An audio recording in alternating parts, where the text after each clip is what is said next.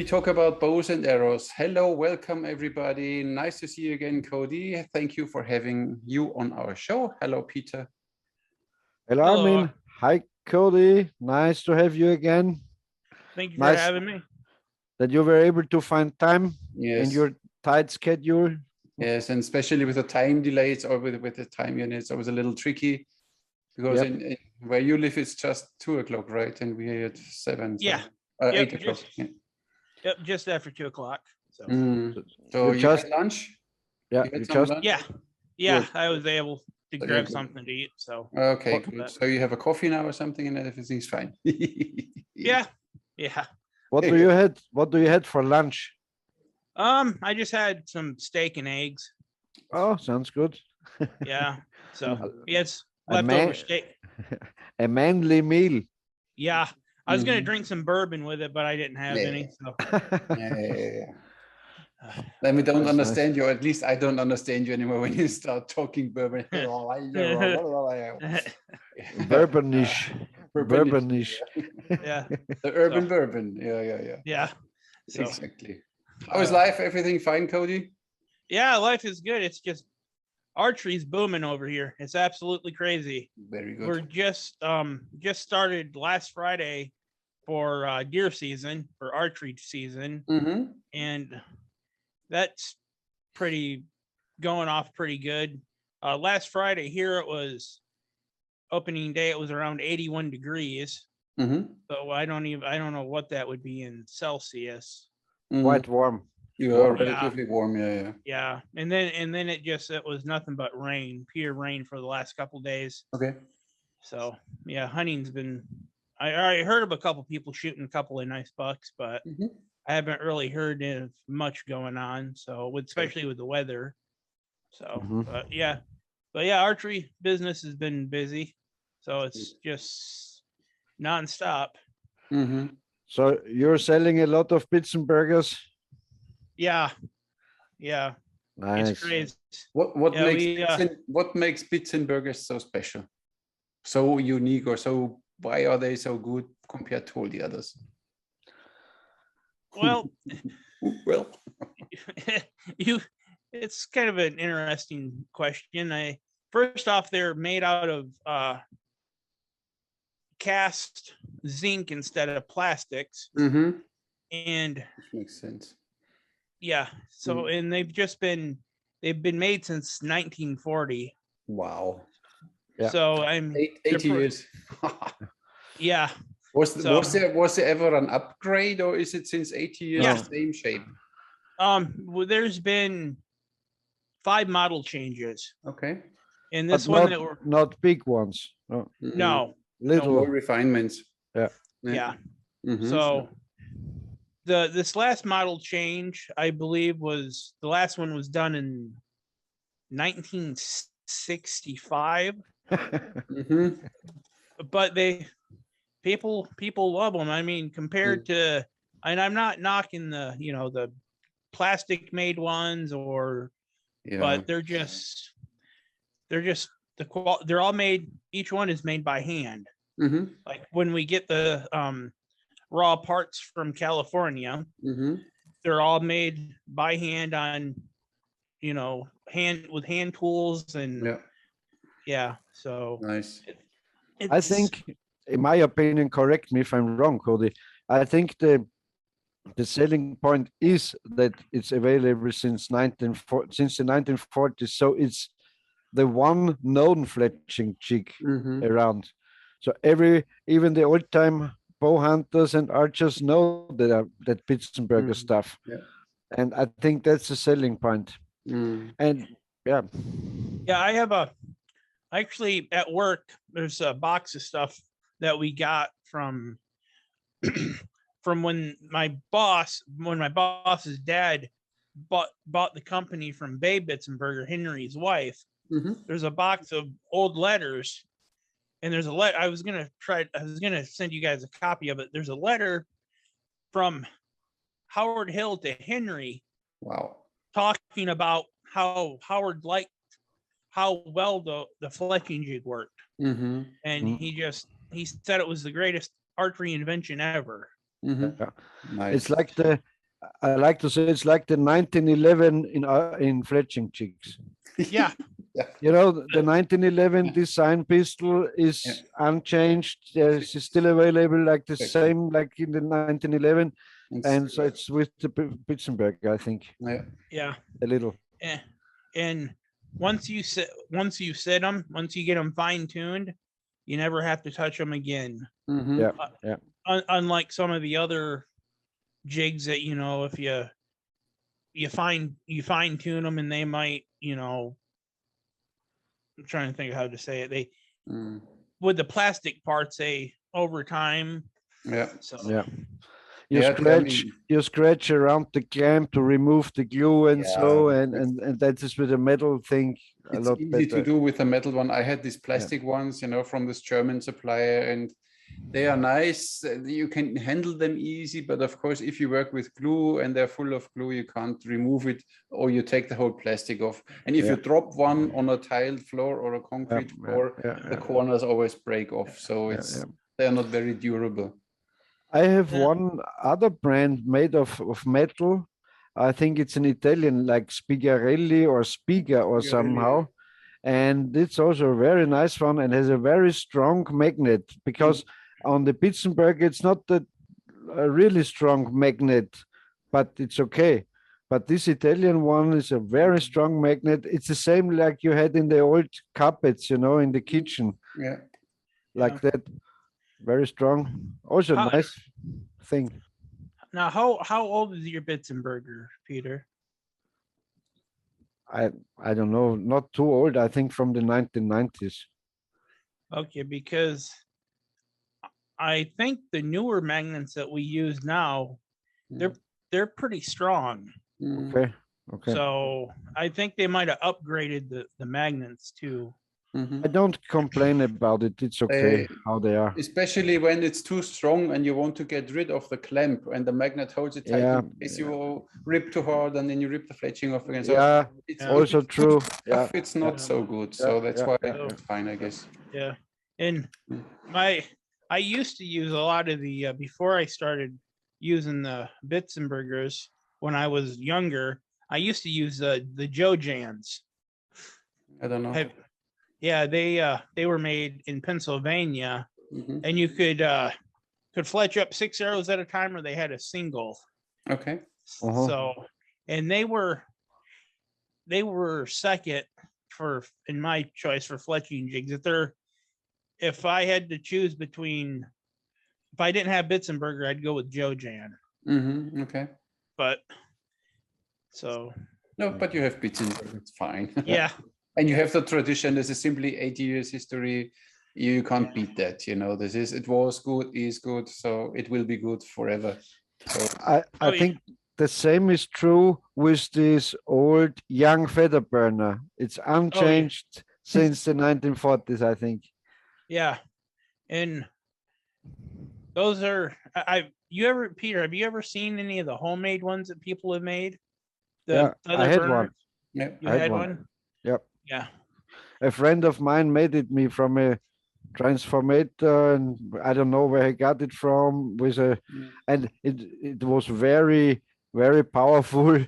You could, I think you could make a nail glowing, you know. Yeah, I remember. What was it? I remember in the old traditional bow hunter magazines when I was a kid. That's still a publication. I remember school teacher of mine was a traditional bow hunter, so after he would read the magazines, I would be able to read them. And there was a article in there, how to build your own feather burner from a train transformer. So yes, from the model train transformer.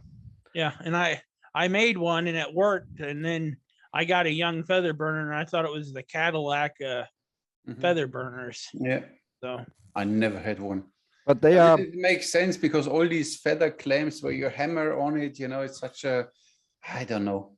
Yeah, I like them. It's very smelly and stinky, of course, but nice. You turn it through and they're nice. And you can make your every shape you want. You and can I think do it's everything. even better because it closes the top. You know, when Yeah. it cuts off, Yeah. it like Yeah. it seals it. And Yeah. when you crush it with these blades, they're still open and split. So I Yeah. think they last Yeah. even longer, Yeah. fly better and whatever.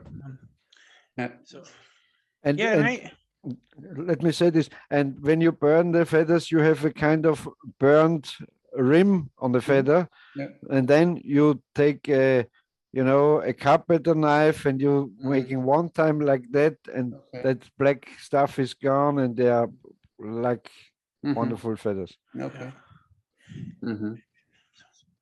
Yeah, speaking of those die cutters for feathers, I played around with all different kinds, and I could never find one that I liked.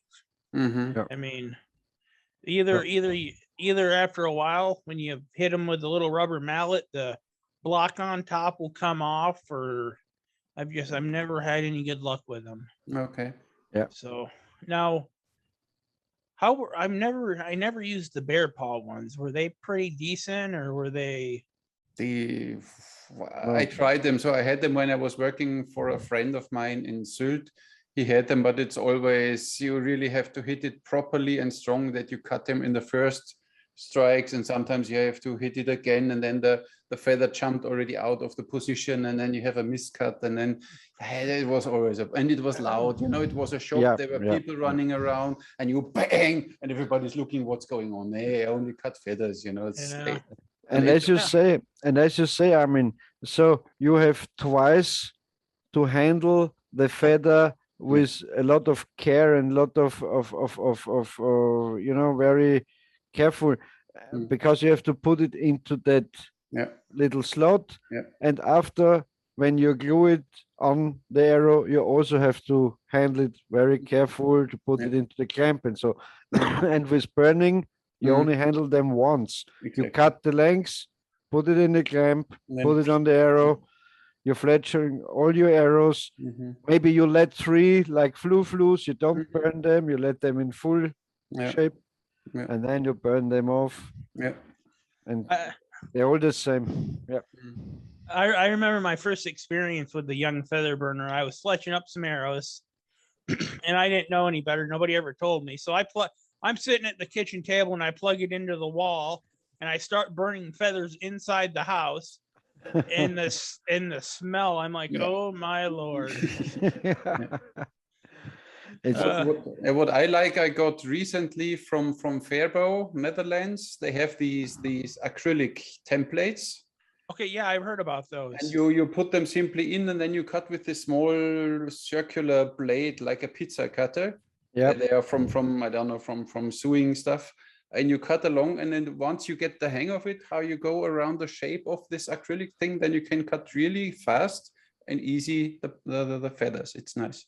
Okay, while the feather is not on the arrow, just no, it's just of course, it's okay. On cutting board, and you put this acrylic.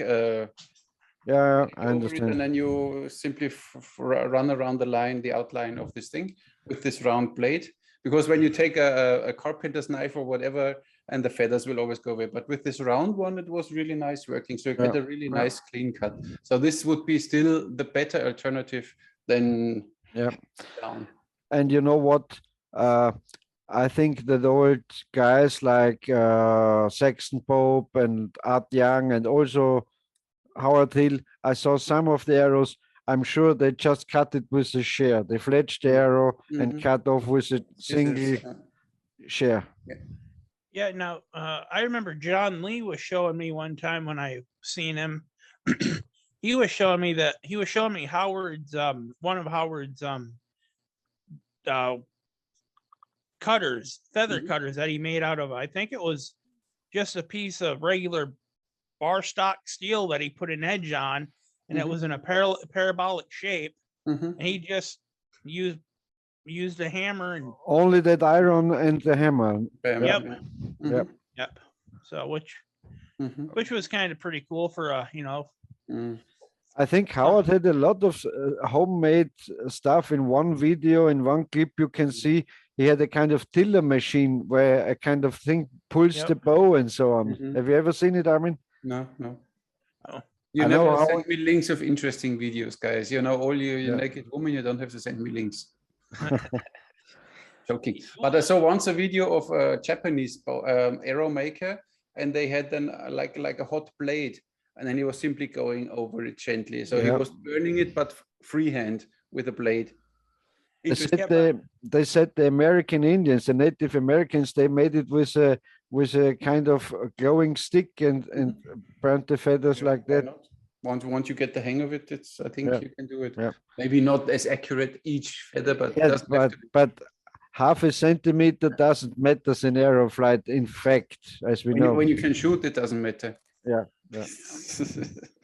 Nice. Yeah, cool. So yeah, it's just like with, you know, we get calls all the time with guys asking, well, what about helical? How much helical should I have on my feather? Or, you know, I shoot right-handed. Should I shoot left-wing feathers? And you know, because if you look in all the old books, they say if you're right-handed, you shoot left-wing feathers, and if you're left-handed, you shoot right-wing feathers. Well, that's here nor there. I mean, to me, it's just personal preference. Yeah. And a lot of the old Bitzenbergers, the first ones were made with straight clamps. And I'm not exactly sure what year they started offering helical clamps. But for the first couple of years, it was just straight clamps that they made. And, you know, you get some of these guys that say, oh, I want, you know, as much helical as I can get in my feathers. Well, I mean... In my opinion, that helical thing only makes sense with hunting arrows, because for the broadhead you need maybe more brake power in the back, so the arrow straightens faster, because you don't like maybe you have to shoot just about 6 meters or 8 yards or so you like a straight arrow in this short distance. And there, the helical fletch makes sense to me. But with target and 3D archery, there's no reason for helical fletch, in my opinion. No. So, but it's nice. But it's nice when the arrow leaves the bow and it starts, you know, like a bullet comes out of the rifle. It's just nice. Yeah. It's kind of like with that slow-mo video in one of your last videos you posted, Armin, where you could see in the air with the slow-mo, the white feathers just going to the target. So, but I remember reading, what was it, in Bob Swinehardt's book, when he was going to Africa, he claimed that he shot arrows that had more helical than standard hunting arrows, but I could never figure out what kind of fletching jig he was using to even... Maybe none. I saw last time a video of this guy. I told you that we might have him in the show. He shoots this Native American style, like Lars is now reinventing it again, but he did it since a while longer. And he simply uses a bamboo stick, and then he uses 2 fletchings. He tapes them in the front, and then he stretches them, and then he simply turns a shaft. Half cycle, and then he sticks them on the back, and it's fine. So he only rotates the back, and in the middle he simply stretches them, twist it, and leave it like this. So he has half of the diameter is a twist in the fletching. It's fine. They don't need a jig for that. No. And he uses screws as tips, so he builds very cheap arrows. Or for what he's doing, it's fine. Yeah, I seen a video. I think it was last night. A guy was making cheap dowel rod or arrows from hardware store dowels, and he was using duct tape as fletchings. And which actually I've tried it and it works for a fast arrow. Works fine. But he was taking old keys and cutting the tips of the keys off for broadheads. But it seemed to work okay. I mean, for small game, I wouldn't see why it wouldn't work if you were shooting a heavy enough bow. Or if you use a coffee spoon, you know, you hammer it flat, a coffee spoon, you have the tang on the spoon, and you shape the of course. I think it would be a nice broadhead. No? It's simply DIY solutions just in case zombie apocalypse and you can't buy. Yeah, and duct tape and coffee spoons Yeah, and dowels. Yeah. That or guys use old bandsaw blades or table saw blades. So it's amazing once you start looking at all the stuff that these guys do. It's it's crazy what these guys build bows out of. That's true. Arrows and it's just. I have this big kind of books. How is the guy? Was it Wade Phillips with this broadhead? Oh yeah. Oh, that's great. Yeah, very old homemade broadheads, and very interesting. Like to look at that books. Great. So what, Peter, behind you there in your broadhead case? Yeah. What do you think is the rarest broadhead that you have? Do you have any extremely rare? I think the rarest of them all is a Coe slasher from Cliff Coe. Yep, made here in Michigan. Yeah. Yep. And now you need to show us. Yeah, come on, move here. Okay, let me see. Yeah, when we talk about it, it's like you talk about it and then you don't show it, really. Where are we here? Yeah. Yeah. Now, Armin, did you see that one fellow on YouTube that was showing the feather template? And that was like the template that Fairbow was selling, but it's like a 7 or 8 inch long template for what style feather shape? Because I thought they'd be. It's for Manchu. When you have these Manchurian bows, they are quite long, and the arrows are somewhere 34 to 36 inches, and they had very long, up to 10-inch long feathers. But only very, very minimal height. So the shaft diameter was kind of the same as the height of the feather. So they had very long feathers, but not high. So they don't slow down that much, but they stabilize this long arrow easy because 10-inch long. Now, do they put any helical in those, or do they? No, straight, simply straight. I thought that was one of the cooler looking feather designs. Yeah, it's cool. I have this template from Fairbow. It's really cool. Because I don't know these feather cutters, most probably they max out at 6 or 7 inches, I guess, right? Or what is the length of what's the length what's the maximum length of your feathers on a feather cutter? On mine, 5.5 on my arrows. Yep. So, and a lot of guys now are going to like the shooting the 2.5 and 3 inch feathers. Yeah, of course, you hunting guys, you shoot these small feathers. But for me, when I go for my I have these Turkish military design, they are 7 inches or 8 inches. They are even the same, very, very, very thin, but very long. So they look simply nice. Yeah. So that's why I need a special made feather cutter then. But then I guess the longer it is, then the wire will get a little, maybe too flimsy or something. I don't know. Or you need to have a thicker wire then that you can overcome 8 inches or something. I don't know. Where's the arrow? Where's the broadhead? Back then, in the 1990s, there was in the traditional bow hunter magazine, there was an advertising for this book, 44 years behind the bow, from Cliff Coe. And I had some friends, Karl Hofmeister and Theo Schett, and we were kind of collecting books about archery. And so I wrote to Mr. Coe if he can send me 3 signed copies of this book. And so I got the signed copy, and I still have here the correspondence inside what we wrote. Nice. And there was one article in the book, in the traditional bow hunter magazine, on Cliff Coe, and in this article he showed, I saw in his bookshelf, he was at his desk over there, and in the bookshelf was this book of Weinhart, Sagittarius. And when I ordered I think 4 copies of his book, I wrote him a kind of letter and said, Yeah, well, and if he knows someone who would sell that Sagittarius book, if he knows a book, I would buy it. And then he sent me the 4 books and sent me the co-slasher with, and he wrote very kind. I think he was about 80 years old or so. Yes, I have some left in my tackle box, and this one is, I don't know if you can see it, there's still blood on this, dried blood on this old broadhead.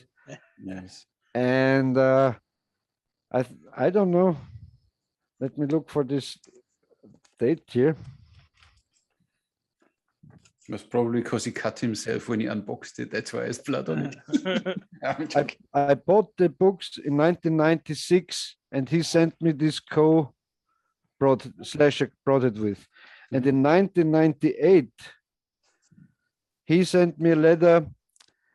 He don't know someone who would sell the Sagittarius book, but if I really want one, he would sell me his. Wow. Okay.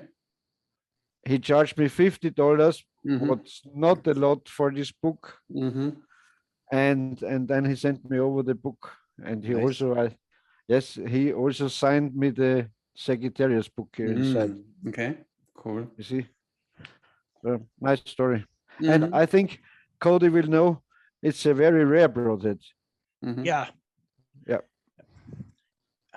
So, yeah, you're actually those book Sagittarius, they have to be kind of hard to find over there in the UK and Germany, aren't they, Peter? Pardon? They are very rare. Yeah. And in Europe, you don't get them at all, I guess. No, rarely. No, so you need to get them from America then. Yeah. Back then, before the internet, there was, I don't know what was the name. There was a kind of antiquarian archery and hunting book dealer. I think his name was Greg Repasinski, and he had a kind of copied catalog, and you had to write him, so he sent over his catalog of the old books, and it was quite a job to get old books back then before the internet. Yeah. Now, Peter, do you have Bob Weinhart's other book in Africa that was printed? Of course. It's a nice one. That's a lot harder to come by than Sagittarius is. Yeah. Look, rhinoceros and so on. Yeah, this is more rare than the other one. Yep. That rhino is actually in the Smithsonian in Washington, D.C. Okay. Really? Yeah. Here's some for Armin. Look. Why do you think so? Because you like girls, no? Women. Don't we all? No? Oh, yeah. So then? Oh, that's why you have the markings on these pages, I see. Okay. Yeah. Of course. And you can find him easily once he is very lonely. Oh, he was a very cool guy. Yeah. Where's that picture? The most famous picture is when he faces the Cape buffalo, no? Drawing the bow. I would have to say the elephant, where he's in front of the elephant. Yeah, I really like that one where he draws the bow to at the Cape. This one. In the back is the buffalo, and he's from behind and shooting at the buffalo. Was he lefty? Yeah. Very cool picture, in my opinion. Like Uncle Fred. Yeah. Yeah. In some of the pictures, he uses Ben Pearson deadhead broadheads, very big ones. Oh, here you have it with an elephant. Yeah, I'm trying to think of where the heck. So Peter, you guys want to see something really cool? Yes, of course. All right. So this book is kind of beat up, and I bought it from Pennsylvania off eBay. This copy of In Africa is actually, can you see that? Yeah. It is actually, this book was signed from Bob Swinehart to his grandmother. Wow. And if you look up on, I don't know what page it is in Sagittarius, but it says, but it's signed to his grandmother, Nanny, and it says "Love Bob." Wow. Wow. I guess what happened was the seller that sold this copy of In Africa also had a copy of Sagittarius, an original copy, and they both came from the estate sale of Swinehart's brother, David. So, but I don't have any other history other than that was came from his estate sale. Yeah. And you know, when you are so lucky to get the Sagittarius, you only will get it without the dust cover for usually like that. Yeah. And with the dust cover, it's worth $100 more, I think. Yeah. Yeah, it's, and I've seen those books in really bad shape sell for a couple of $100 US. Yeah. Yeah, I have an original article about Bob Swinehardt's death from the local newspapers. Yeah. Yeah. Big game hunter found dead in Pottstown. Yeah. What was the cause of his death? He shot himself. Oh, okay. Yep. You know, women, I mean, be careful. Oh, hey. No, I don't know. Yeah, I don't really, I never really went down that rabbit hole either to really trying to figure out what happened or. I think he was a kind of unhappy guy. He wanted to be very manly, and that's why he did all this stuff. And so I there's a kind of tragedy behind. Yeah. Well, I did read an article. I don't know if I sent it to you, Peter, but somebody bought Swinehart's old house and they started fixing it up. Did you read that article? No, I don't think so. Oh crap! I thought I sent you that link. But yeah, it was in Popular Science magazine or Popular Mechanics. But yeah, this couple bought Bob Swinehart's old house, and they started fixing it up, and they just found all kinds of supposedly strange things in the house. Like, so I don't know if Mr. Swinehart was a little paranoia. I don't know what the deal was, but I do know that he was in Korea. I think it was Korea. In the war. Yeah. And he was one of the fellas, I guess, after the battles, he would have to go out and pick up the bodies. Okay. So I don't know if that had anything to do with it or. Yeah. But I think that leaves an impression which you will never get rid of. Yeah. At least it is possible that it leaves a kind of impression. Yeah. But it still doesn't take away from, I mean, the man was an absolute badass. So, I mean, running down a bull elephant with a bow or, you know, Cape Buffalo and. Yeah, but you never know when there's depression or trauma, you know, you can't look inside a person. Yeah. And maybe he used all this manly stuff, as you said, for compensating and dealing with his inner conflicts he had. Maybe you never know. Yeah. I think so. He needed the adrenaline, or I don't know. You know, it's how we call it, housekeeper psychology. We don't know.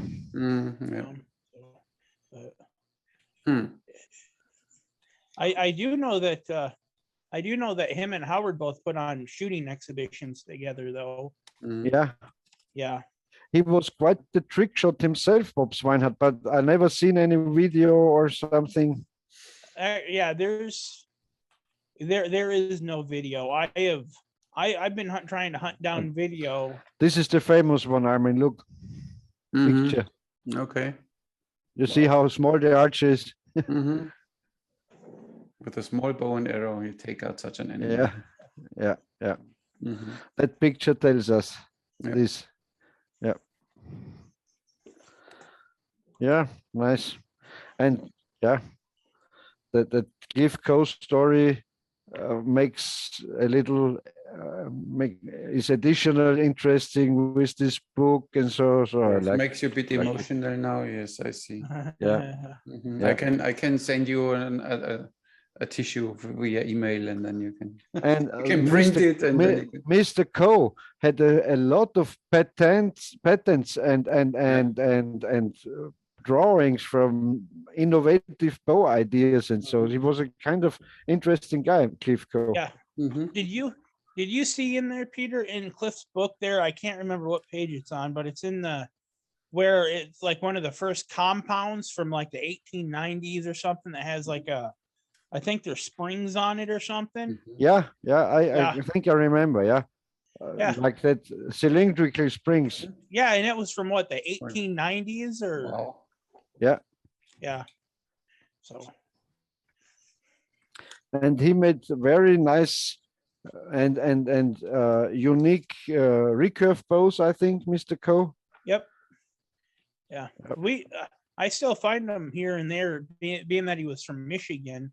I still find them here and there at yard sales and flea markets. And this is really for us Europeans completely not understandable how you, like the photos you showed us last time from a barn find, and then you go home with 5 different compound bows, and I don't know, you don't find it here. You can go to a flea market, you will never find bow and arrow. And you go there and you find all these nice, awesome old historical. This is insane, but this America is different. Yeah. Yes, there are drawings of center shot bows and look, early takedown bows, folding bows, and so really interesting. And look here from the picture, he was kind of cool guy. Do this, Mr. Coe. Look at this picture with the trap outfit. And a Daniel Boone hat, I think. No.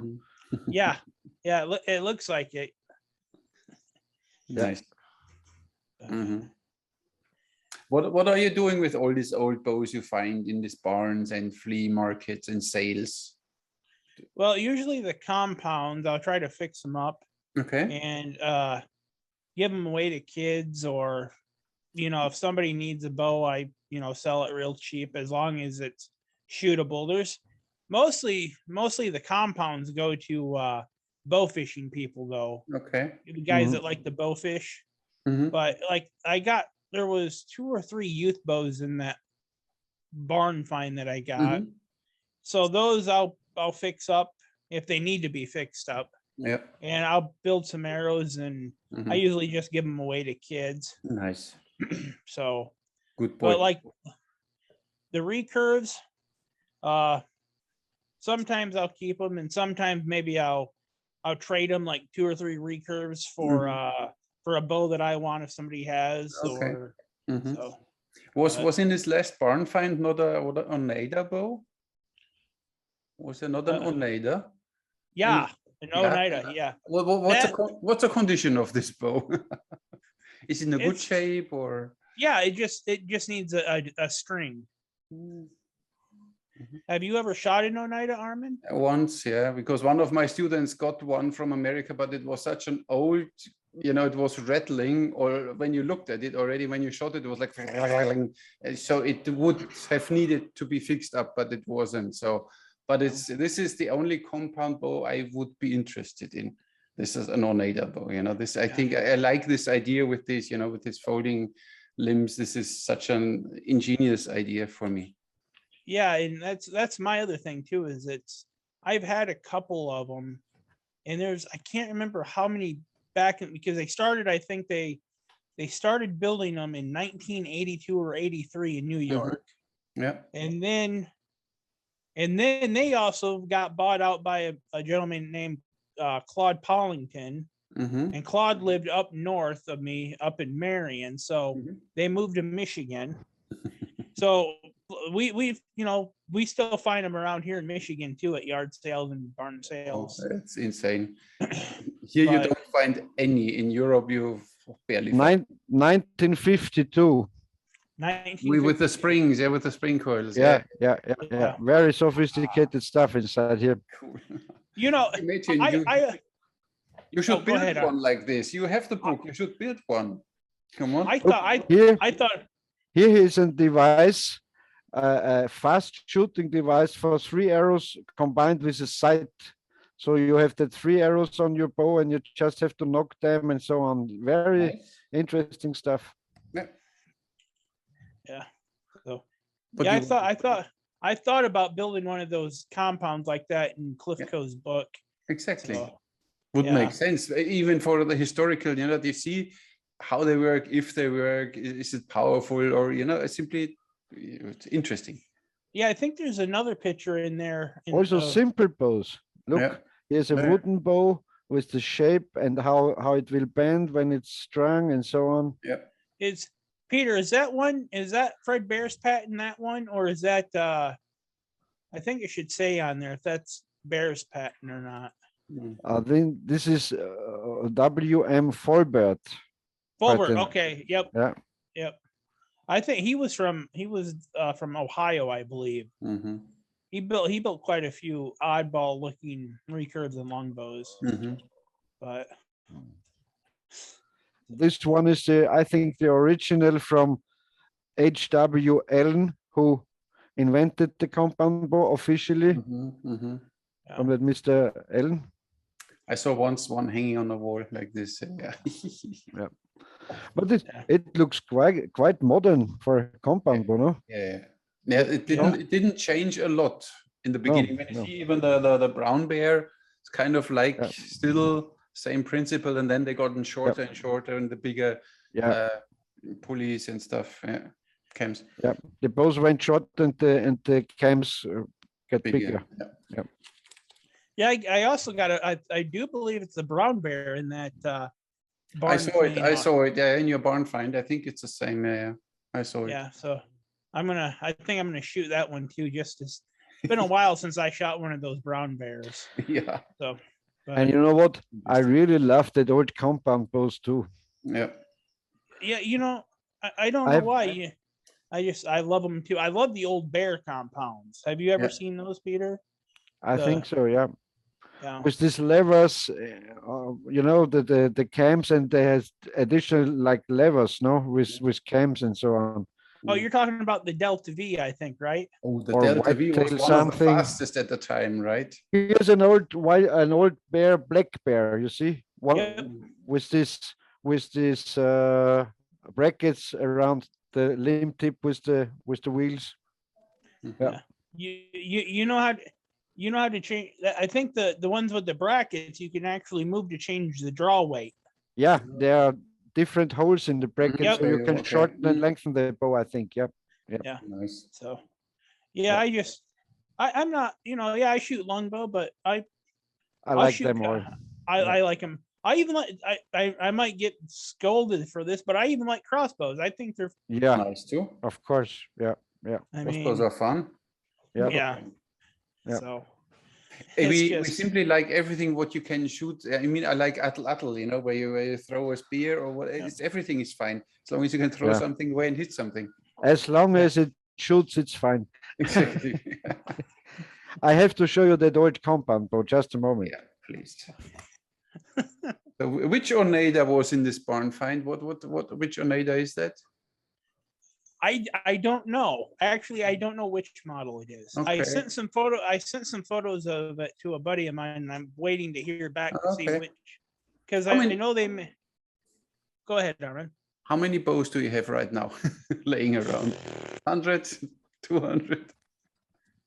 Oh, I honestly don't know. I'd have to count. Lost count. Yeah. It's an old Ben Pearson compound bow. Look, it's made of wood. Here, this additional cam. Look at this. Yeah. With a kind of, I don't know. Interesting. Yeah, very heavy, very interesting. Yeah. And that draw is like a recurve bow. It's like a drawing curve like that, not like that with a compound, but it gets stronger and stronger and stronger. But very nice. What's the poundage? I don't know. I think about 60 pounds. Okay. But that's quite a massive riser. Yeah. Actually, I think at the time, if I'm not mistaken, they were just taking recurves off the line and cutting the limbs down. And put some wheels. They actually somewhere in my archery books, I have a could be. I have an old book that you could have bought through a mail order catalog, and it showed I think it's 70 pages long, and it shows you step by step how you can take a recurve to cut it down to make it into a compound. Yeah. Oh, wow. And look, it had that split limbs very early on. Yeah. And look at how that how cool the arrow rest is. It's a kind of brush, like a brush. You put the arrow here on that brush. Yeah, see. Very interesting. You're out and about and you lose it, you take your toothbrush and put it inside. Yeah, like that. Yeah. Very interesting. It's this is, I mean, here you can decades of developing bows, it's of course it's totally interesting. Yeah. Fascinating. Yeah. But I think still these old compounds have some character. Let's say, I don't find a better word, but they have something. When you have this wood riser and then I don't know, these modern ones, I shot these modern ones too with magnesium riser and whatever. And I don't know. It's archery spirit inside. Yeah. There's still a piece of the forest, of the woods, when you have wood and the soul of the wood comes with. And I love this old bow. I'd never shot. When I got it, I made some shots. It works. It's nice. And now it's on the wall, but I love it as I love my longbows because it's a nice piece of history, in my opinion. Yeah, it is. Now, Peter, what is that? The black bear you got hanging up behind you there on the wall with the arrow? Show us your black bear. Yeah. Oh, but the bow, please. Okay, don't bring your girlfriend. It's because I'm too long with Peter. That's why I was never like this. But in these talks with Peter, it's always like Yeah. Like move. It's like hurry up, move your ass. Yeah. It's dusty. I have to whip my cleaning mate. I see. Yeah, my morphology will like it then. Yeah, that's why. Yes, it's that black bear. Wow. Yeah. Black Bear 2 model.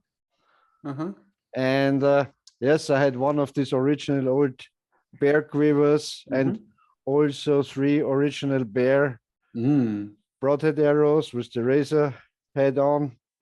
Nice. Yeah. And sometimes back, I got this one. You know what this is, Armin? Yes, the dampener. No. No. Cody knows it, but you don't. Here's a reel for fishing? cord inside. Okay, no. No, I don't know. I think it was called Game Tracker, no, Cody? Yeah, Game Tracker. Yep.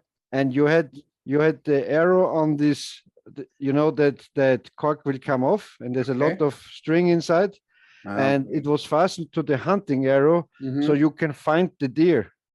Yeah, I mean, learn to shoot better, then you don't need to run after your deer. No, it's just because it's for the bad archers. You will easily find that line in the wood. I don't know. Was it made so it broke at one given distance or so, Cody? No, I've all the old guys that I've ever talked to that used them. Both my grandpa and my dad used them too, and I've heard both. I've heard good things about them, and I've heard bad things about them because, the strings would break if they went across a sharp whatever in the field. But then I've heard there was a lot of game that was actually found because of those. Yeah. So the idea was that the string stays on the arrow. Of course, on the arrow. Understood. But I think even if it's just 10 meters of this line, you will easier find the game. The trace, of course. Yeah, of course. Yeah. And I think a lot of guys use them when they for turkey hunting too, when they shot turkeys, because turkeys, you know, they get shot, they take off real fast, and so, and somebody was telling me with shooting a turkey, you have to be really precise because they're something with the way they're structured or something, their wing, their body is, if you shot them in the wrong place, they would get away really easily. In my opinion, it's true with all of this, also with ducks and goose, because you overestimate the body of these animals. So the body is quite smaller, and the heart and everything, the vitals are a lot smaller than you would think of if you don't hit them very precisely, as he says. They go away, fly away. Yeah, because it's a kind of old shit. I put it on that old bow, and so it's kind of hunting item. Tracer. Never knew that this existed.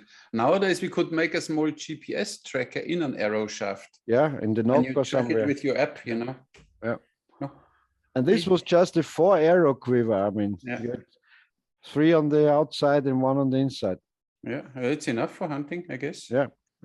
We have one shot. Yeah. Now, Peter, do you have any of the old archery magazines from the 50s and 60s? I had some, I think. Because if I remember right, there was I don't think it was a GPS, but they called it, I think they called them like a shaft spider or something. It was something you would put on your arrow, so when you shot it, you could find it. But yeah, it was kind of funny you bring up the GPS thing, but yeah, it was like called the shaft spider. But they used to advertise those in the 60s and early 70s. And how did it work? As far as I know, it was like a little thing you put inside the aluminum, or of course aluminum or fiberglass arrow. Yeah. And I don't know if it was like a magnet, if it was a light. I don't know. It was. I tried to look it up after seeing the ads in the archery magazines. I tried to look it up, could never find anything on them. Okay. Yeah, I thought always you should only put one of these key finders, you know, where you, and then then you could find your arrow too. Yeah. Or maybe it was Cody. It was like you know, like how is it called? Like a CB radio receiver or something. So maybe with a you know, that little radios you can find them. I don't know. Yeah. So maybe. Cool. Yeah, find it, guys. I'm interested now. You always spoil me with stuff, and then you know. And it's also interesting, you only need them if you miss a lot. We don't miss, so we don't need. I'm a bad archer. I miss a lot of No, it's simply for the sake of what they all came up with, you know, in these. I don't know, 100 years from when they started with these bows. It's so insane what they all think about and what they need. It's interesting. And it's crazy how it's actually honestly crazy how fast archery has evolved since, like, say, the 1900s. Yeah. I mean, it's crazy how fast, you know, guys were, you know, building this and building that, and guys think, oh, well, this is new. Well, no, not actually new. It's guys have been doing this for 30 or 40 years. Yeah. So. And interesting enough, not from those countries where there's still a big archery tradition, like China or Korea or somewhere in the East, but it exploded in the West, in the United States, and not connected. I don't know. Maybe one could say, if Sexton Pope wouldn't have met Ishii, maybe he never would have bow hunted. I don't know. But they were the kind of pioneers, Arthur Young, also Fred Bear, Saxton Pope, and so on. And then it exploded. Think about Fred Bear. In the beginning, he just made some quivers and braces because he worked in an upholstery, you know, in the car industry. Yeah. And then bow hunting started. Nice. Yeah. Now, Now, have you, Armin and Peter, have you ever looked like on any of the old, in the old newspapers from like where you're from to look up archery stuff? If there was ever anything about archery posted, and There was kind of nothing. Nothing. There's one old book from the early 1900s. I have to look it up. It's in German, but it's all, of course, just on target archery, no hunting stuff. And yeah, No, it was just Olympic stuff back then, I think. yeah. Yeah. No, Yeah, nothing. We don't have this history here like you have over there. so Yeah.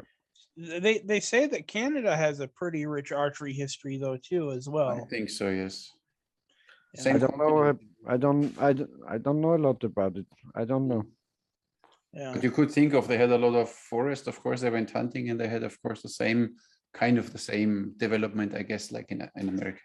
But I also think when Art Young and Saxon Pope and also Fred Bear and these guys started doing this, I think it was kind of even a kind of romantic thing back then. Mm. I think so, because Yeah. it was not just about sports and not just about hunting. I think it was a kind of romantic spirit. Mm. yeah. Hopelessly romantics.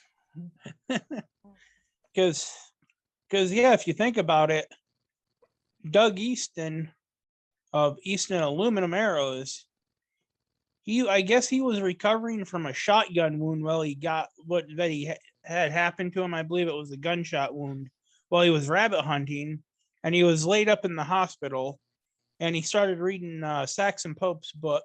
Mm-hmm. And I think he was 17 or 18 at the time. And so after he got out of the hospital, he started building bows. Mm-hmm. And he was shooting someplace in California at one of the parks. And this gentleman come up to him and started talking to him about how he liked how his arrows were made and his bow. And it turned out to be Saxon Pope. Oh yeah. Oh, nice. And so, and then I think it said after that, Doug Easton was all in on building archery equipment. Mm. And some of his wood arrows were top of the line, but they were like world famous, from what I understand. Mm-hmm. Even here in Europe, I think the target archers, Easton was always a big brand. Easton has a big name everywhere. Yeah, Yes. yeah, yeah. Yeah. You know what? Sorry, are you ready, Cody? Yeah. Yeah. No, go ahead. What is very interesting is we don't know a lot about Arthur Young, because in my opinion, he don't wrote a lot of. I think he wrote some articles for that old Sylvan Archer magazine, hunting stories and so, I think, but he must have been a hell of a guy. Also an exceptional pistol and rifle shot. He was able to play his little violin. So he was a kind of what I like, a warrior and how to say it, and an artist, like the samurai. You know, they had to paint and to write poems and so on, but they were bloody warriors. And I think Arthur Young was a kind of like that. Mm-hmm. I can see it now, Armin. Peter's getting ready to write his third book. Yeah. And I think Saxon Pope wrote it. He was exceptional runner, everything. He was a sports canon, we would say, in German. Yeah. Mm-hmm. And what was his profession? What was Art Young's profession? Do you know, Cody? I don't know what his profession was. I do know that Saxon Pope, of course, was a doctor. Was a doctor, yeah. Yeah. But as far as Art Young, I would have not a clue. So because I do know that I know that Art Young spent some time with Fred Bear down in Detroit for a while. And inside Cliff Coe's book is a picture of Art Young and what's the other name? Carl Stang. Mm-hmm. Here with the head is Art Young. This is Carl Stang, and this one is Fred Bear. A very old picture Yeah. from 1928. That sounds about right. Yeah. Yeah. But see, and I do believe that Art Young's film too was also a big influence on archery of the time. How was the name of the movie? Bow hunting Alaska, or like that. Dang it. Alaskan Adventure. Yeah, Alaskan Adventure. Yeah. I kept on thinking of The Last Wilderness, but that was Howard Hill's film. Yeah. Have you ever seen that one, Armin? You know, you see Art Young with his trapper jacket, leather jacket with fringes and so on. He wears the side quiver kind of high, like a back quiver, has a very clumsy, fat English longbow, but very short. And he's behind the bush, and there, I think, 4 grizzly bears walk by. He has a kind of cowboy hat, and then he raises from that bush and shots at the grizzly bear, and there were 4 of them. They looked at him, and then they ran away, and I think he ran after them also. Crazy guy. Yeah. Well, it's just like where he shot that was it that goat or whatever on the side of the mountain? Yeah. Yeah. It fell down a lot, very steep slope, I think. And what I loved most is that adventures when they hunted lions in Africa. Crazy stuff. Yeah, because they never there was never any film made about that, I don't think, only the book. So yeah. Nowadays would be easy. Everybody has a GoPro. Yeah. And Art Young made for himself kind of this size, like daggers, rhino heads. And when Saxon Bob came by and said, "Oh, what about this big arrowheads? These are rhino heads, you know, they may come handy," Art Young said to Dr. Pope. And then I think Pope made himself a set of these big broadhead arrows. Wow. There was another book that talks about, I think it was Art Young. It was called David Goes to Greenland. Have you ever heard of that? I have it. Is it? I have not read it yet. Is it any good? Yeah. I just bought it because Art Young joined the travel. They went with a ship up to Greenland, and it was, I think, the son of the publisher was David, was a boy, I don't know, about 12 years or so. And they were millionaires, the Putnam Publishing Company, very old, very big publishing company. And they made that expedition, and Arthur Young joined them when he shot the walrus and something. Yeah. And then there's the other book too, Lions in the Path. I have it too. Yeah. By Stuart Edward White. Yeah. And it's even available in German language. Nice. It's in German. It's mit Pfeil und Bogen auf Löwenjagd. It means with arrow and bow on the lion hunt. It's interesting that in German we say mit Pfeil und Bogen, means with arrow and bow. Yeah. But in America everybody says with bow and arrow. Yeah. Ein Buch der Abenteuer aus der afrikanischen Steppe. Yeah.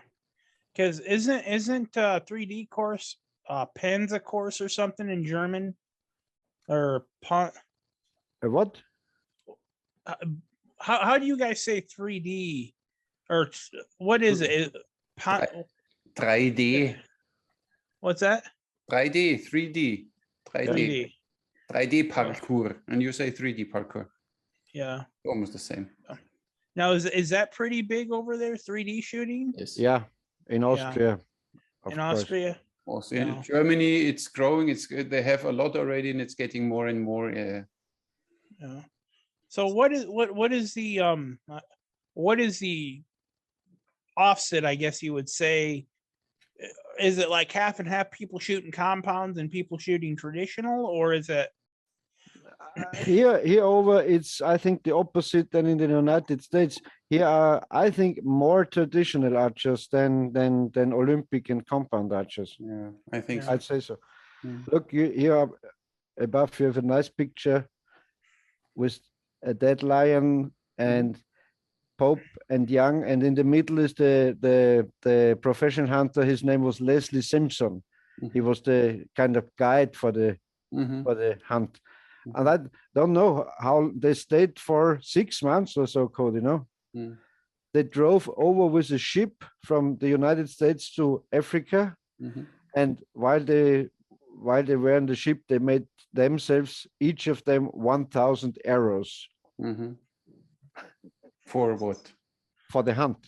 1,000. Okay. Each person. Yeah. Crazy guys. Yeah, and they were all made by hand too. Each one. Yeah. Wow. Yeah. And for a while, their broadheads were made one at a time too by hand. Yeah. So. You can find it, I mean, at book antiquaries and so on. Yeah. They're not very expensive because nobody is interested in them.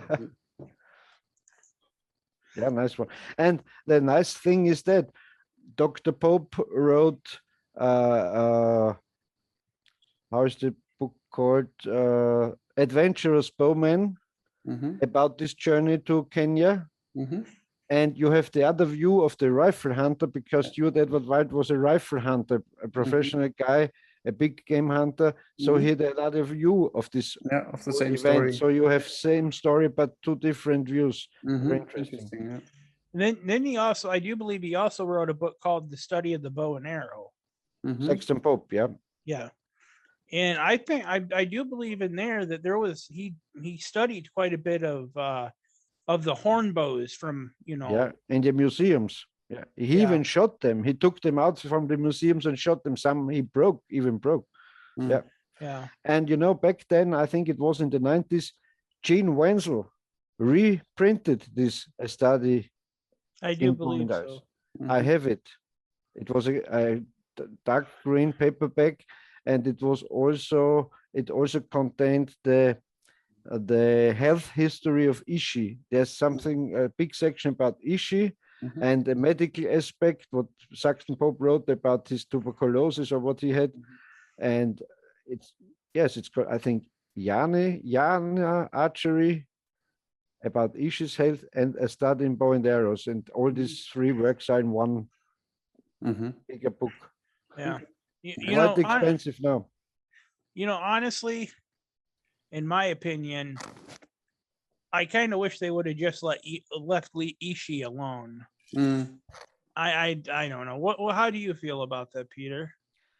I don't know what to think about it, because I read there is also a big conspiracy out that Ishi was a kind of fraud, that he wasn't the last of his tribe, that he just was a kind of hobo. And I don't know. What would you say, Cody?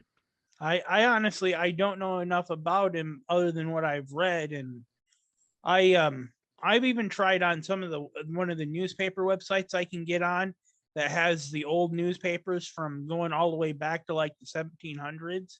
I've tried to dig up the stuff from Ishi, and I've yet to be able to find it. So, but I don't think Dr. Pope made it up. I'm not gonna. I don't think there's just no way he would have made it up. No. So, but I don't know. I don't know anything about it. I know Ishi, but I never wrote anything. The stories. I think some surveyors wiped out his tribe, and he was the last surviving guy. And always sounds good. I don't know. It always sounds good when it's the last of his tribe. It always sounds. And they had big problems to understand him. They brought in different linguists and so on, specialists for Indian languages and so Native American languages. and then they found one, and then they declared him he must be of the Yana or Yahi tribe. Yeah. I don't know. I don't know. But I it's a nice story. because didn't they? Isn't there a photo of him like wearing regular regular clothes at one time? I look if I can find that book there, pictures inside. Just a moment. And why do you think, Cody, it would have been best to leave him alone? I don't know. I guess I really don't know. It's just I guess it's the way I think. I mean, I don't know if they used him for. I'm not saying that Dr. Saxon Pope or Art Young used him for anything, but almost like an attraction, if you know what I'm saying, to bring. Why put this guy in a book? I mean, he shoots differently, he hunts differently, he does everything differently. So why? And then you don't even understand properly what he's saying. So for me, it feels, what I read about it feels like what you just said, a little of an attraction, whatever, that you have something else to say, and the last one of its tribe always sounds good. But let's see. But I didn't read enough of it, so I have not really an idea. That's why I would like to try to find some of the original paperwork or news stories. Keep digging. The book was called The Rarest Works of Saxon Pope. I have heard about that. I have not seen that book yet. I've read about it. You always need to ask Peter. He has all books. We did once a 1996 from Gene Wenzel. And the first book is Yahi Archery. It's about, there are a lot of arrowheads, Ishi made from beer bottles and so on. That's why you thought it's a hobo. Yeah. He had a lot of beer bottles around. So what shall I do with them? The measurements of Ishi's bow. And quite short. It had only 23-inch draw or something, right? Wasn't very long. How he held the arrow in the bow hand. Yeah. Very special. There you go, Armin. That's a new one for you. Let's see if you can shoot like that. How he had the pinch. How he grasped the arrow. I tried this last time. It's weird. Yeah, it's completely weird to have this finger, but it's a different way of pinch grip, and then you support. It's okay. Then also, but he had the arrow on the right side, on the outside, not on the inside. Yeah, they shot the York round, kind of Olympic stuff with Ishi, and wrote down the scores, how much he shot, and so on. Very interesting. Yeah. Let me look it up. His quiver and his bows and so on. His arrows, he made different styles of arrows, hunting arrows and bird arrows and so on. Cody, can you please not ask Pete about any books anymore? Okay. We know we did once a podcast about our famous. How he's making two podcasts to get 50% of his books in. Now talk. Now Peter, we like arrowheads. To listen. No, I'm joking. Just joke, I mean, just joke. Of course, I'm good at You should learn, not joke. Why? What shall I learn? He's wearing kind of usual outfit and shooting the bow and arrow. Yeah. I never got used to this kind of draw. Yeah. The next book is the medical history of Ishi. Here you can find everything about his illness and how he was, how he behaved, and so on. Very interesting.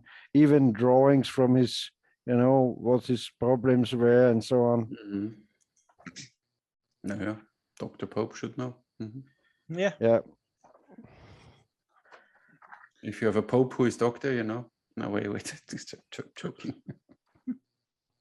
Oh yeah, I need to learn. I need somebody casts from his feet and from his hands and so on.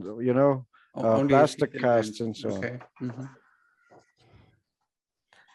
And the last book is A Study of Bow and Arrows. And that was a kind of journey Saxon Pope Pope made through the museums Mhm. and examined different arrows and test shooted also Asian bows, as you see here above. Mhm. Yeah, at least he And had finally a proper bow in his hand. Yeah, it's fine. Yeah. Mhm.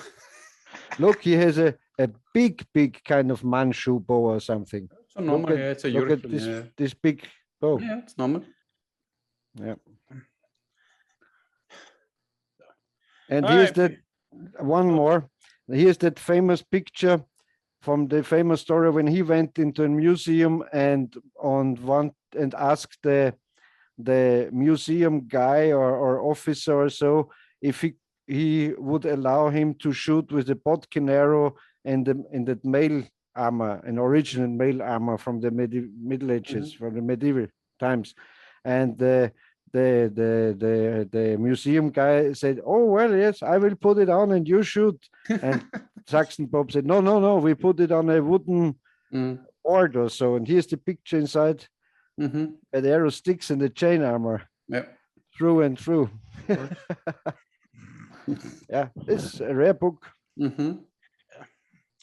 So Peter, I see the you guys were talking about last week or whenever you over the weekend when you put the podcast up, the other one about how you thought that the Howard Hill style bow would outshoot or shot faster than a horn bow. Was that what was going on? Yeah, it's simply Pete has your opinion. 50 pounds is 50 pounds. If you shoot a 50-pound longbow, it will throw the arrow in the same way than if you shoot a 50-pound horsebow. Yeah. To sum it up. I said, for example, Korean style short, bows are superior to that with the big Sias because the system Armin was explaining, it hits the bridge and then the arrow bounces off again and so on. I don't believe in that. Yeah. Because I shot some of what was it? Lucas Novotny's horn bows. I do believe it was a horn bow. Yeah. One of them, probably 10 or so years ago when he was at one of the archery shoots here. And I shot it for a half hour and I could not believe how fast that thing shot. Yeah. And it was truly amazing. Of course, Lucas, he's a damn good bowyer. Yes. I mean, and he builds his bows purely for performance. So he gets the max out of a bow. Yes. Yeah. And I do believe he had a longbow that he built. It was fiberglass, and I'm not sure what the core. I don't remember what the core was, but it was a regular standard longbow with a little bit of reflex and deflex in it. And that it shot wonderful. It was just, but now he mostly just builds horse bows, doesn't he? Yep. Yeah, that's what I thought. Because is he still living in Florida or is he living in the Czech Republic now? I don't know yet. I only heard that he is looking for a bowyer who takes over his business because he doesn't want to build bows, or don't know what the reason is, but he was looking for someone taking over his business. Yeah. Cody, so do you believe in that? When you have a bow with very lightweight, not light draw weight, but very lightweight limbs, like a Korean horsebow, or how you like to call it, and it is 50 pounds, and you have a fifth, and it's a glassed bow, and also the Manchu bow is a glassed bow. It doesn't matter. In the opposite, I think all three of these bows should be glassed bows, so you can compare it. Of course. Yeah. So do you think that the Manchu bow with the big sear and that system, the string hitting the bridge, is faster than the Korean bow with the lightweight tips? The thing is not the speed. As I said, you need to the speed is the thing. No, it's not only. It's the kinetic energy. It's the energy the arrow can the kinetic energy only comes from the mass, from the weight of the arrow. But not from the with bow. a Korean bow is only fast when you shoot lightweight arrows. Like a Turkish bow, these ones are made for very lightweight arrows. You have 5-6 grain per pound, and then these bows perform well. a Manchu bow, you shoot with 15 grain per pound because the bow, the purpose was to penetrate properly. So you shoot the 50 grain per pound. Of course, the arrow is way heavier, but this bow is made for it. This bow, why I should use light arrows in warfare? Why? Tell me one reason. Fast, speed. It isn't about speed. War archery isn't about speed. Just you said it's about speed. We compared the speed. You said that Manchu bow gives a lot more speed, no, not and speed. also Power, force, not speed. Manchu bows so are how slow, will you, but they can shoot a very heavy arrow quite far away. And as I said, the string is longer in contact with the arrow. It's a different if you draw 28 inches or 36 inches. The arrow is longer in contact with the string and can take more energy. Nobody around the world will use a light arrow for warfare. Nobody, no thinking human. Yeah, why do the Koreans shoot then these arrows? I'm sure in warfare they don't shoot these lightweight arrows. Compared, they shot most probably 70, 80, 90 pound bows, and then compared a 6 grain arrow is relatively heavy. I don't believe that they had 6 grain. Let me throw this in. Yeah. I do know, looking at some of the old magazines or old books on archery of over, with shooting horse bows and bows with Sias, they used, if I'm not mistaken, they used arrows made out of bamboo. Right, Armin? Yes, mostly. Which they'd be light. They'd be light arrows. No, bamboo is... Moment, Cody, a moment. If you put on a very heavy point, it's a heavy arrow. Yeah, true. Yeah. Because they had, they had the interchangeable broadheads where they had the tank inside. Yeah. So if you use a 250 grain broadhead with a 300 grain arrow, so you have quite the bullet here. Yeah, have they ever found any arrows from that time period? Like original arrows? I think so, yes. Turkish, I'm quite sure. Yeah. For Turkish, I'm sure because I've seen them. Yeah, even Manchu arrows they found there in museums and stuff, of course. Yeah, it'd just be interesting to actually know the exact grain of how heavy they were. Heavy. So and they had 1/2 inch diameter shafts. Yeah. Okay, so these were heavy arrows. Of course, heavy arrows. So. And these lever, why would they build such sophisticated bows where the Bash and the Kazan, why would they do this if it would not bring anything? Why wouldn't they all shoot longbows if the longbow is the best? In my opinion, it's just one section of the truth. Because they don't have in that prairies and steppe and so on, they don't have enough good wood for making longer bows. Also the plains Indians made these horned bows and so on, and the woodland Indians like the Cherokee, they had simple self bows. It was all in the same continent, on the same, Yep. If you have a big supply of different woods and all sorts of woods, and you can experiment, that's the nicest tree for the bows and so on. And if you're on a prairie, you just have buffalo horn and some dried up wood and so on. I don't know. Well, there are more aspects. Well, it's just like, I guess you would say, it's like the Inuits up in Alaska. They built bows out of whalebone and and out of driftwood, as far as I understand. But I think they called them cableback bows, where they tied them together. Yeah. And in their way, they are also very sophisticated bows, because they're making bows out of nothing. Out of trash, so to say. So you simply make them with what you materially have. Obviously, makes sense. And when you see them, these bows, because a horn always has a certain length, and they use always from here to there a piece of horn, so it can't be endless long. So they can't make a 2 meter long horn bow because the horns are not that long.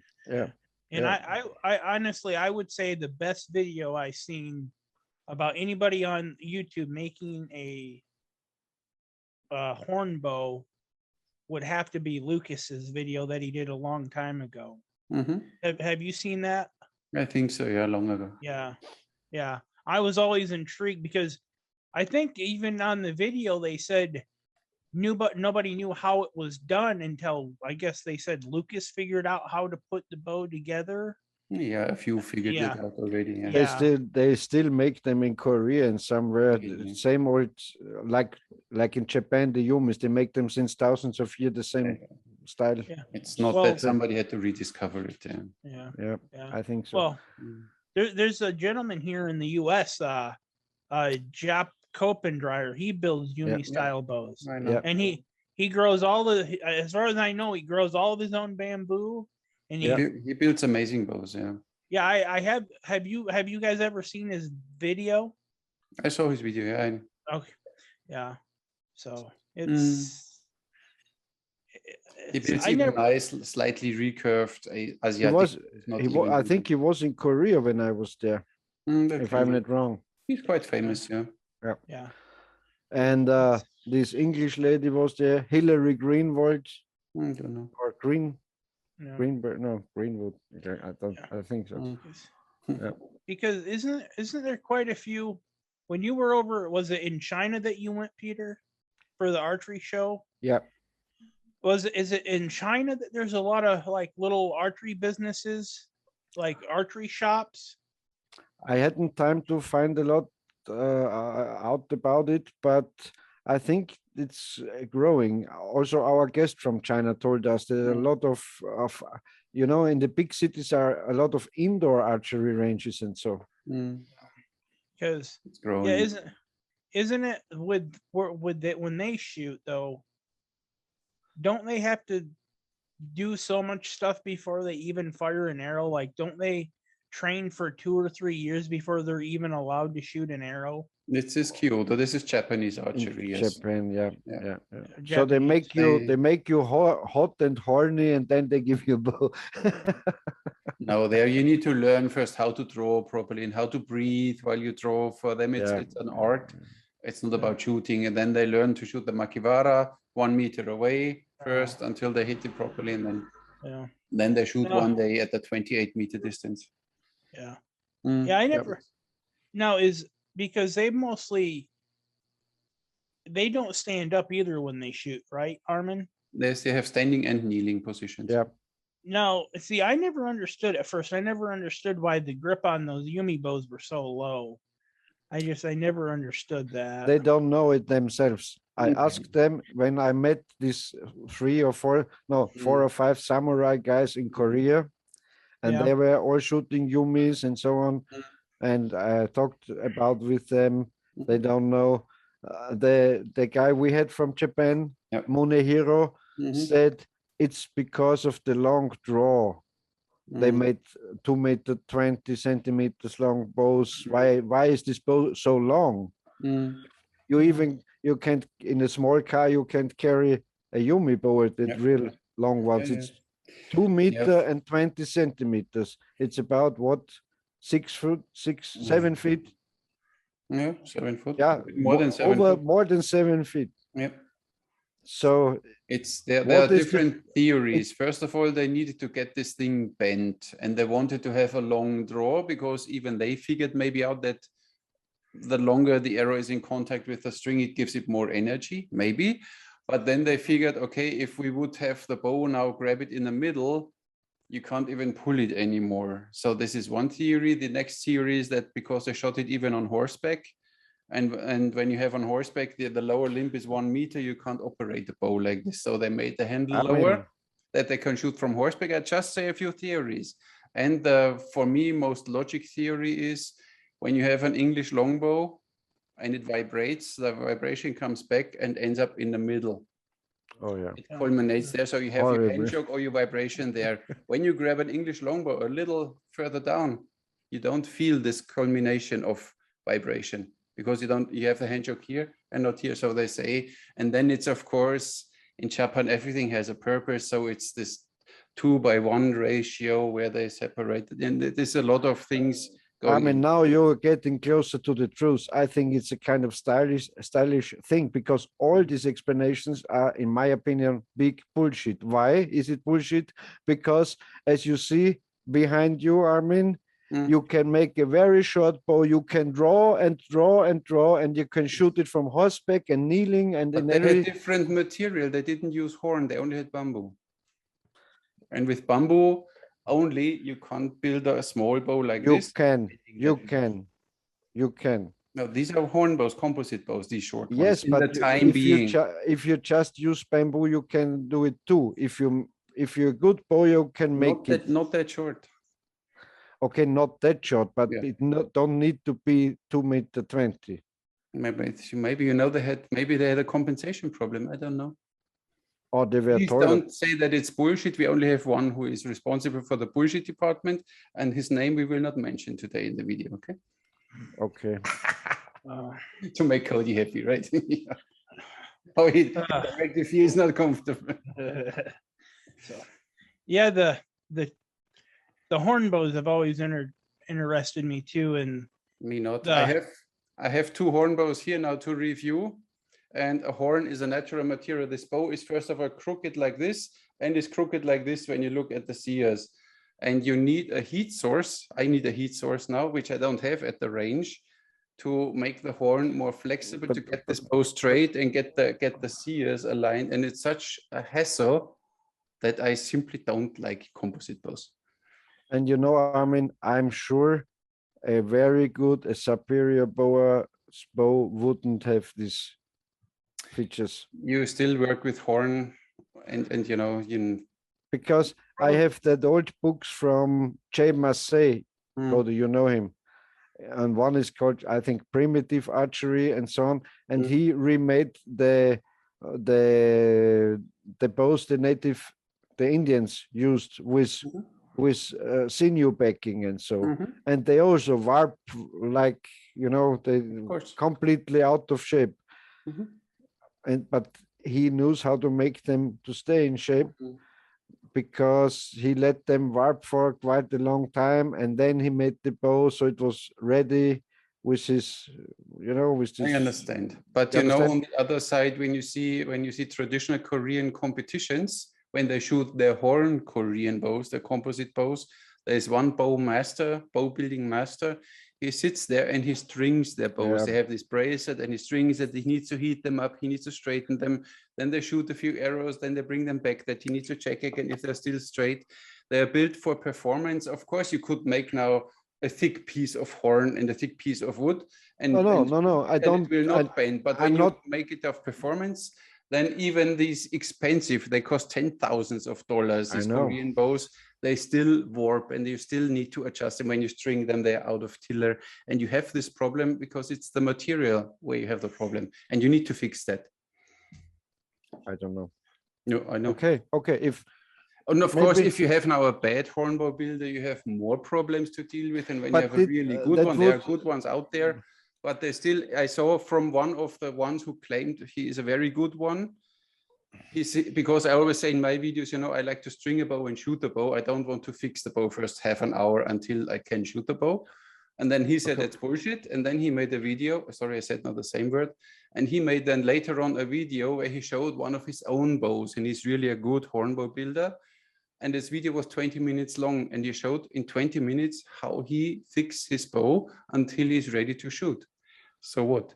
But someone has to explain to me, if you're making a bow like that, the proper way, and you let it set so it won't warp, it is ready with warping and turning.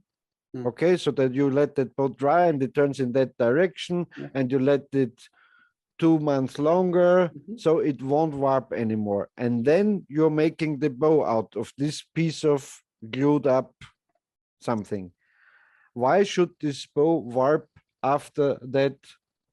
Because you bring different materials together. You put sinew on the back, you put horn on the belly, wood in the middle. But you let them rest together for, let's say, 6 months. Why should they warp again later? Well, here, Peter, let me throw this in. How about with recurves? I mean, they're made, recurves are made out of fiberglass and, maple. And I mean, because they get damaged when you string them, because you turn them while shooting or stringing, but not on their own. If you have a brand new recurve bow and you, let's say, string it the proper way and you put it on the wall, it will never warp. It stays like it is. Or no? Am I wrong? Because it's glass on it, it's fiberglass on it.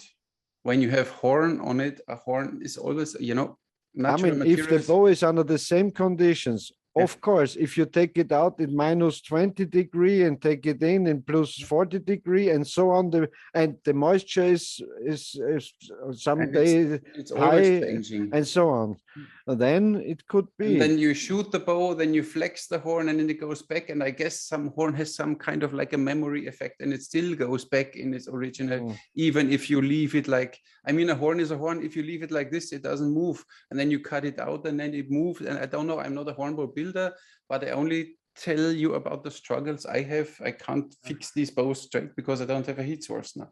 And I hate that I need to have now a stove where I need to heat up this bow that I can make it straight. That's why I don't like these composite bows. And when you see they cost $1,000, $2,000, $3,000, it's not worth it for me. When I see one like this, this is like, this one is beautiful. He has pressed horn. He has processed horn on the belly. He has horn plates. He prepares them before like a piece of fiberglass. But it's new. And this bow won't warp. No, this is what you say. You put these ones together, and this one is straight. I simply string this bow. It can happen that it's a little out of this tiller, but then you bend it here, and then it's done, and then you can shoot this bow. And this bow works like and they are just amazing. I know 400 or 500 euros. I think I would say, maybe I don't know everyone, but I think these Grosjean bows are the best Hungarian bows, in my opinion. I have seen something on the tournament, I looked them up and said, oh, this is, of course, a nice bow. Price, value, performance, ease of maintenance, this is the way to go. Well, see, Peter, they've, bows warping, it's always been a problem. And the reason I say that is, even here in America, if you read some, like Glenn St. Charles, for example, if you read in some of his older stories that he wrote, he said, and I'll try to quote it the best I can. He claimed that during, I think it was in the 30s or early 40s, when they were shooting wood bows, all natural bows made out of wood, they would, after they got done shooting each target, they would unstring the bow, walk up and pull the arrows, and then go to the next target, because the bows would warp, or they would warp, and they get weaker and weaker. It's weak follow and stuff. So but how is it? Do you have any idea? In America they have these pure horn bows. There is no wood, no. This is simply a stripe of horn, and they shoot with this. You ever saw one or something, or you can get your hands on, Cody? What in the hell is it? Sorry, something popped up on my computer. Oh, something. But you heard the question? Yeah. The only horn bow I've ever seen, and I thought I posted the video on YouTube. A fellow had I believe it was a Turkish horn bow. Is that? No, this was not what I'm talking about. In America, they built a native Indian horn bows out of horn. Oh, there is no wood and no sinew. This is only a piece of horn, and they shoot it. You ever saw? Oh no. I saw one. There's this backyard bowyer. He builds these PVC pipe bows, and he was once on a fair somewhere in America, and then he found a bow builder, and he made these horn bows. Pure, only piece of horn. I don't know. I remember, and there was also a picture of some of these bows, Cody. I don't remember the guy's name. He was a huge collector of Indian bows in the United States. Yeah. And he's on one picture drawing a bow like these Asian bows, like very short, like that bow. I don't know. And totally bent, and he drew that bow. And they also said they always had to put them in shape back again and so. But I got another question. This, you said it Grocer bow has horn plates on. Yep. So this bow won't warp, you said. Yeah. Why shouldn't they be able to make these horn plates back 4,000 years ago? It's not the problem. This is processed horn. So it's not simply a piece of horn which he let sit there. It's some kind of processed and pressed, and I don't know what he does exactly. He doesn't even tell you. Why shouldn't they do it back then, 1,000 years ago? They didn't have the materials or the processing power to do this. I don't think so. But yes, okay. Of course, otherwise they would have done it. Yeah, I think maybe they have done it, but there are only books which are, the forgotten, lost books. There, a super clever guy. That's how they built that bows back then. Maybe it's not true. We don't know. The thing is, even with the sinew, usually when you have then your wood and then you soak it with your glue, and then you put you chew your sinew, and then you put it on there stripe by stripe, and then the next layer, and then the next layer, and then you never know what it does, because it's still. I know it bends totally. And he does simply a horn plate before, which is then already straight and like a piece of fiberglass, and he glues it on. So that's why he has it straight. So you have the performance. And there's wood in the core of a composite bow, but not all the hassle. In the core, there's wood. In the core is wood, yeah, of course. Okay. It's processed horn, wood. Ash also. Ash. I don't know. I think so. Yeah. I don't know. Bamboo, ash. I think ash. Yeah. And they're pretty. And I'm sure 5,000 years ago, a high culture could be able to make a bow like that. Of course, they could have been even able to make a compound bow. You never know. Sure, yeah, or a car. Exactly. Or spaceship. Yeah. But they didn't, or at least we are not aware of. So I only can talk about things I'm aware of. Yeah. Well, I like to show Cody something. It's not very important for him because he lives in the United States, but on weekend, I was at the Netherlands at this guy Magen Klomp, a Netherlandish bower. It's a fair bow guy. And and he's an exceptional guy because he not only makes kind of Asian style bows, he also makes English long bows and war bows and bamboo bows and laminated glassed reflex deflex long bows and recurves. Everything. He also has a hill style model, the Patriot, or no, not the Patriot, I think. The bow is called. I think so. And he's a very nice guy. They had a big archery event, a day shot on Saturday and then night shot on Saturday night, and then on the next day on Sunday they had a next round, but it rained cats and dogs, so there were just, I think, about 60 or 80 people left on Sunday because everyone was wet and so overnight. And I think it was about 160 or so on Saturday. So not too big, but in a nice area. And he had his shop there with a big rack with long bows. And I made a picture, I will post it later on. And he offers a kind of nice hill style gloves. With, it's a double leather, it's reinforced, and very clever system here.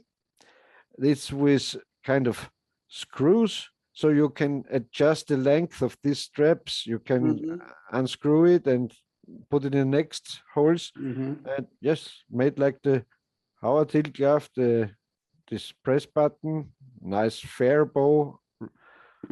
I think it's about 20 euros or so. So if a guy don't likes to order in the United States because of the high custom tax and high transport costs, and so these are available all over Europe. And I'm sure Cody, if you ask him, he will send you one for free because he likes if you make a test or so.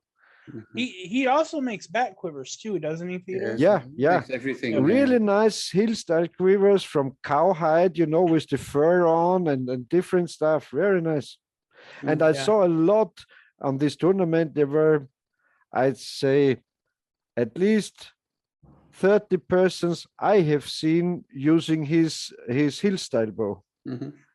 So he made it quite famous over there.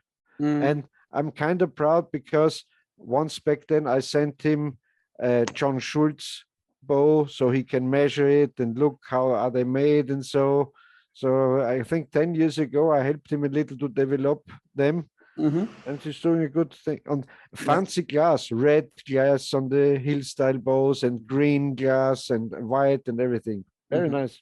And I hear they shoot as good as they look. Yeah.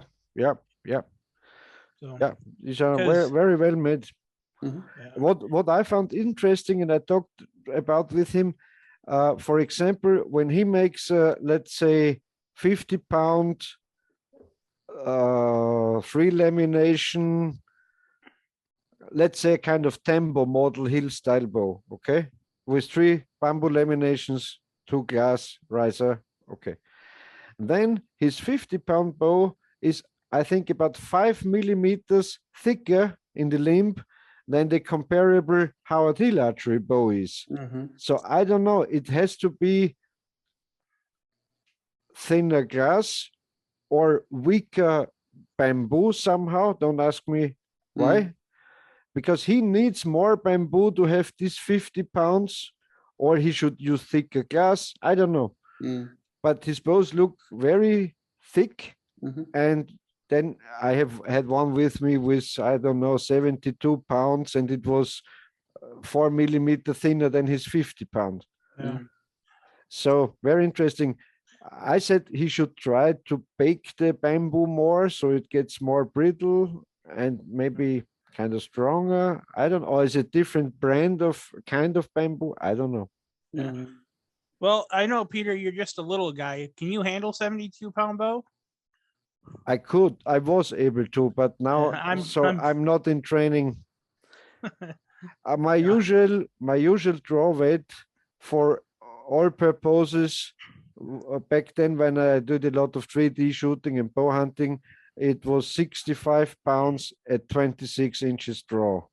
So, but that bow I could shoot all day long. It was not an effort to me, and so I was able to shoot 70 to 75 pounds.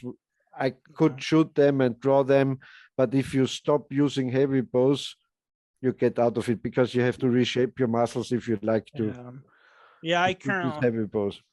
I don't shoot anything over 60 pounds. There's just no reason for it. Yeah. Especially when you're just doing 3D and target shooting, you don't need it because the distance isn't that far. The arrows are not that heavy. Because if you like to go for elk or moose hunting, you're making your very heavy arrows, 1,000 grain or so. And then, of course, it's 70 pound or 80 better. And, Byron Ferguson says every pound over 70 pounds, for him, he found out it for himself, it isn't worth the effort. You can't get the balance of performance and what you need to draw the bow, what energy and so on. He says 70, 72, maybe 75, but then it's over. Unless you like to shoot a rhino and you of course, if you have 90 pounds and you have a very heavy arrow with a big broadhead because you like to shoot a fat animal, of course it performs better. But as long as you use usual arrows, let's say up to 600 grain, 70 pounds, he says, is the border. He don't need more. You can't get out more. Speaking of Byron, I think I told you guys I seen him a couple weeks ago when he was here in Michigan. Nice. He wanted me to tell you guys hi. So thank you very much. Salute back. Hi back. Hi back. So, and this Magen, I have to make a little advertising for him. He's the glove with his logo on, and they had a new string material, Bloodline, and that's his own brand, Rebel, for the Rebel root this bloodline. And so he's a kind of a good manager, a good salesman. He's exceptional. As I said, we were speaking before. He sent me once a bow for a review. And then you get the bow box, and when you open it, then there's the bow.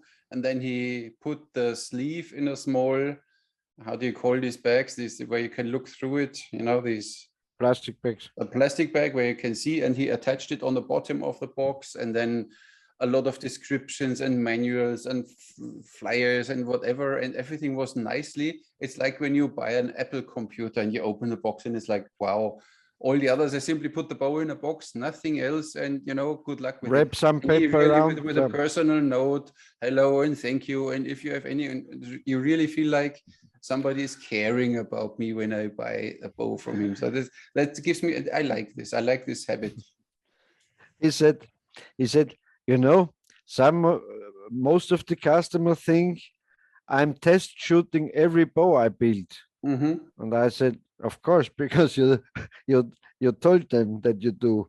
He looked at me and said, yeah, true. But it isn't true. And look, he has had nice Friday 2020 on 13th, Hunter patches different. What is this? Friday, Zombie Killer, and so on. Friday.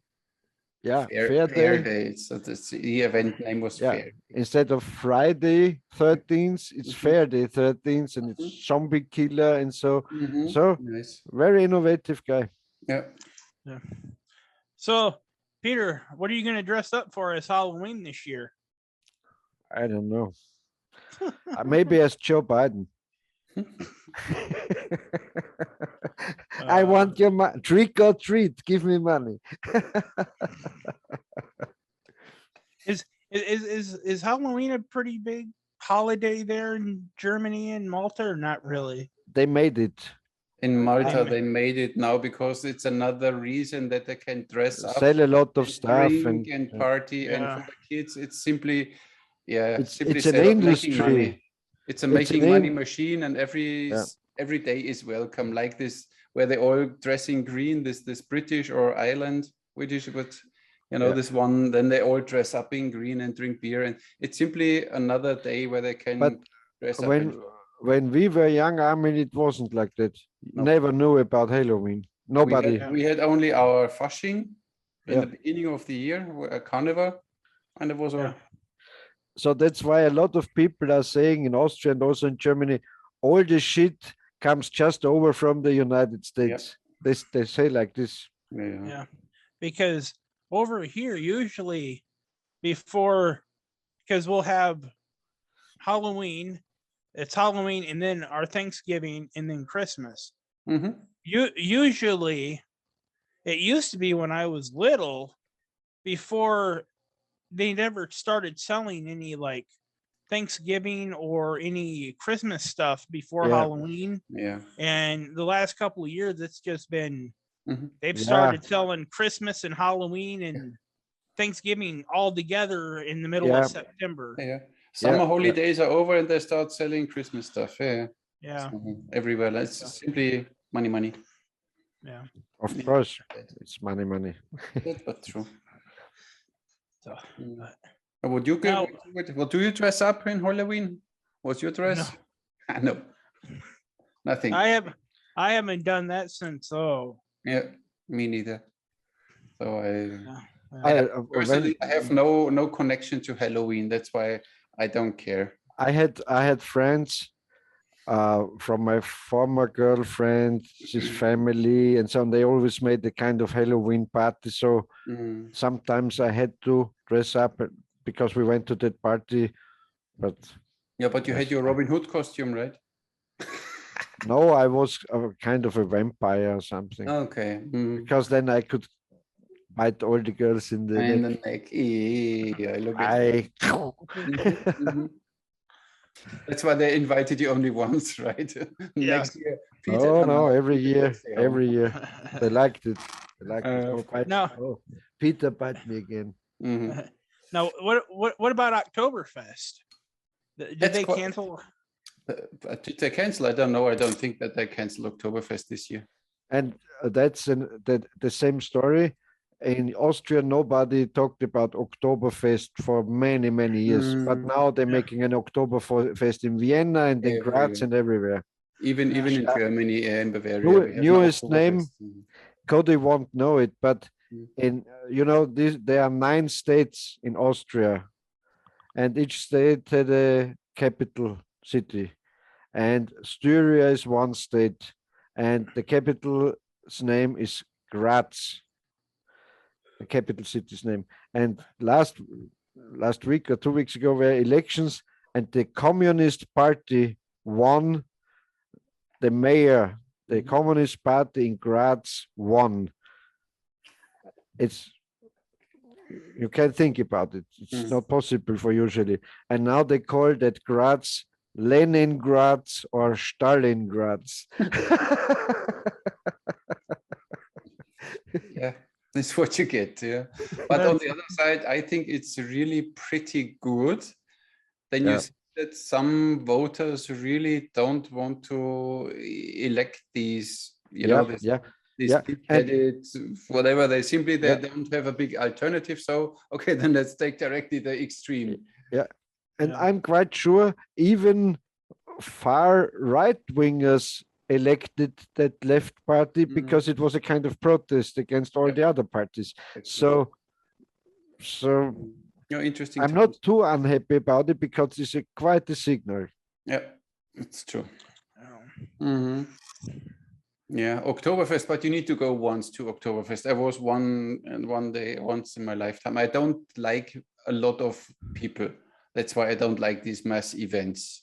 And then I don't know what I should do there. But if you like to eat a Schweinshaxe and drink a beer and have fun in one of these beer tents, and it's Cody, you would love to see the women and girls over there at the Oktoberfest.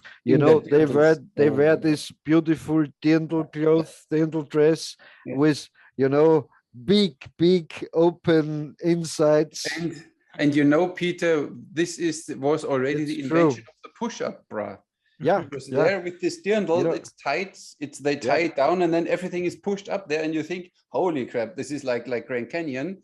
If she would get undressed, then there's nothing. But it looks like, and was already all the wrinkles in their faces are then gone in the evening, because if they open this one, is of course, and everything is of course. No, you're a nasty guy.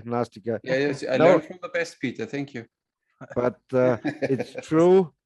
And I think, how is that famous female couture designer, Vivienne Westwood. And I think, if I'm not wrong, she said, if every woman would wear a dirndl, there won't be any ugly women. Because it's kind of a corsage, like a corset. As you say, you push up everything, the boobs, and you have a nice. It's not nasty. It's nice. It's pretty. Yeah. And you have a nice. How is it called? Shape. Hip. You have a nice hip shape, because it's the pattern is like that, and then the hip comes out, and so even a little heavier women don't look too bad in a dirndl. It's true. And now you know why I like these composite bows. They look like a longbow. Hey, what the heck? And Cody, listen, and he says he's not a fetishist. Me? No, I'm not a fetishist. No, you are. I like my coffee, but I'm not a fetishist. Yeah. So that Oktoberfest, it's a kind of cultural thing. Yeah. That's one thing. There's just a couple things I've always wanted to do. I wanted to go to Oktoberfest and go to the archery or the ATA show in Indianapolis. Yeah. So, but I do believe I'm going to go to the ATA show this coming year. Or next year. That was canceled this year, right, or something? Yeah. So, and that ought to. You know what, Cody? I was 2 times at the ATA show in Indianapolis, but I never was at the Oktoberfest in München. Nice. Really? Yeah, I was more like forced to go there, and then I ate Steckerl fish. It's like a fish you put on a stick, and then you put it over the over the fire, and it was so oily. And then I drank a little beer, and then my stomach was completely off. And then we did some of these weird thingies, and then I was like, well, everything came out. My Oktoberfest experience was not nice. Was that, I mean, was it back then when you used to work as a lederhosen call boy there? Oh, yeah, you would like to see that one now, huh? My lederhosen. Shall I show you my lederhosen? Knickerbocker boy. Knickerbocker, call me. Yeah. But I think Cody would look good in knickerbockers. Yeah. God. And then one of these hats with the gums thingy on it, you know. And Cody, you know what? You have a special in every lederhosen or knickerbockers made out of leather. You have a special. They are made from deer hide sometimes, or raw hide, and so, or how is it called? Chamois, the gums. Chamois, Yeah, I don't know. chamois hide, and they have a special pocket. Everyone is carrying a little knife here in the trousers. You know, it's a kind of sheath in the trousers. So you put in the knife with the half sheath. You know, nice, cool. Yeah, interesting. You would like it. And then I show you how to Schuhplattel. You know, we have this special dance where they slap the hands and on they the even legs slap in the face, no? Slap each other. Just they slap them in the face too, no? Yeah, I've seen it. After 3 beer, 4 beer, it's fine, you know. No, there's really like dancing. They are like the Schuhplattel and they and then they smack each other. Yeah, crazy. It's a Bavarian thing. Yeah. Now, do you guys drink your beer cold or do you drink it warm? Cold. Cold. I don't drink beer, but if I have to, I drink it ice cold. It must be directly out of the fridge. If it's 5 minutes out, I don't like it anymore. It needs to be really, really, really cold. I like everything cold. I know they would stone me, but I also say red wine is better when it's cold. Now the thing is with red wine, they say, you know, this room temperature comes from times where the rooms had 15, 16 degrees. And that's fine. If a red wine has this temperature, it's fine. Our rooms have 25 degrees. It's way too warm. Yeah. And that's you know, this all gay guys say, oh, the wine is a little too cold. You know, that's. I have a bottle of red wine in the fridge. You put it out a little earlier that it's not that cold. No, but it's still a little chill. Yeah. Then it's just fine. And of course, it's true. If you decant it and let it breathe, of course, it's a different wine. That's true. Also, you should open it one day earlier. So that's true. It depends on the wine. Yeah, and if you like to make, I always say I dislike every alcohol. I just drink it because I like to be drunk. Not because it's so nice and so wonderful. I just love sometimes to be drunk, and that's. And you, Cody, you cold or warm? Cold for me. Cold for you. Yeah. You drink anything else? You drink hard stuff too? Whiskey and bourbon and Bourbon. Yeah, bourbon. You're a bourbon guy. Yeah. So, but yeah, I usually cold beer or bourbon. So. What brand of beer? I really like the imported stuff. Mostly Guinness for me though. Oh, really? Heavy. I don't. But that's a kind of exceptional beer, even for European. Yes, I don't like circumstances. This is so heavy, so malty. Yeah, and to me, the darker the better. Okay. Oh, really? Because but I really don't drink a lot. So, but when I do, I would rather drink a quality beer than makes sense. So, but yeah, over here they have a saying that's you don't pass up a beer when it's free, cheap, or warm, or however the hell they say it. Yeah, free, cheap, or warm, or it's something like that. So, but yeah. And then what is more in the United States? What there's not usually done here is they drink a lot of this light beer, of this Bud Light, and so. Yeah. I think nobody here around does it. No. Yeah. There's that usually light beer. They call it piss water or what? Yeah, it's just so. But yeah, there's like Bud Light, Busch Light, Coors Light, Coors Light.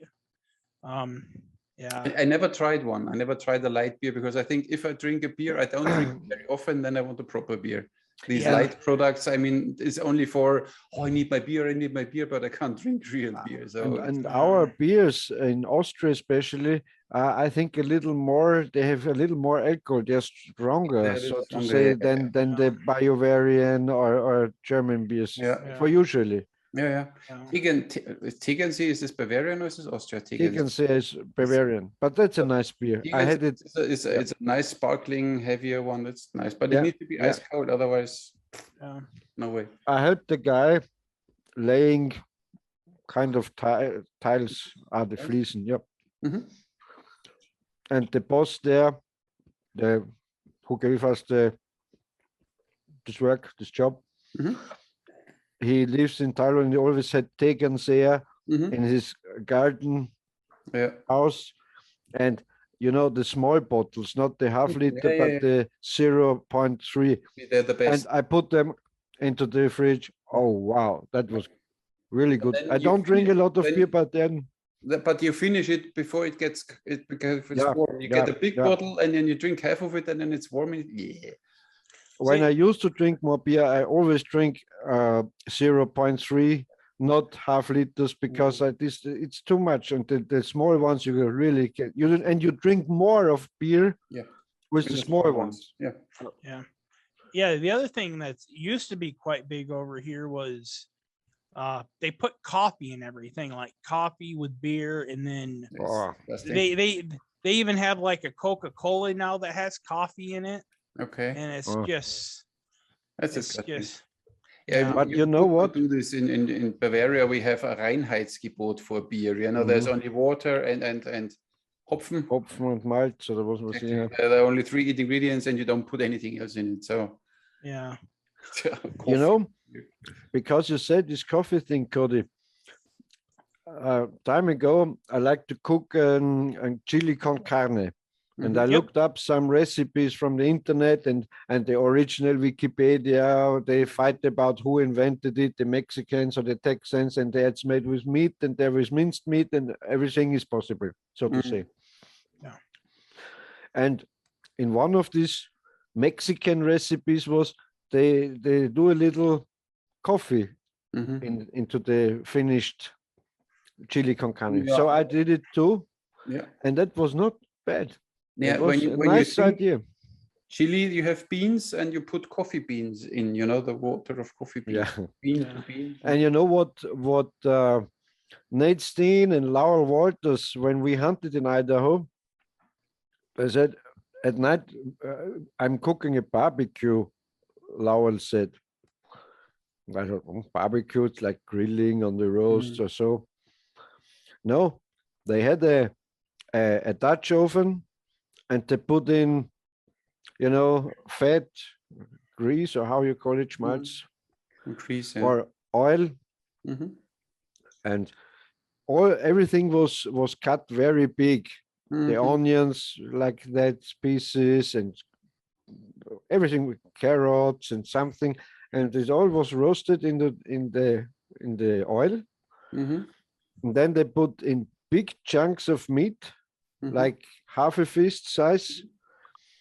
And then they took, I think, 6 2-liter bottles of Coca-Cola and poured it in, and salt and pepper and, you know, something, laurel and so on. And when we were back hunting, they opened it. It smelled wonderful. The meat was, you know, really soft and tender. You could make it like that, like that pulled pork, like that. And then they boiled potatoes and for a side dish, and then we put in sour cream too. I don't know how much. Stirred it. It was a thicker sauce then, you know, nice consistency.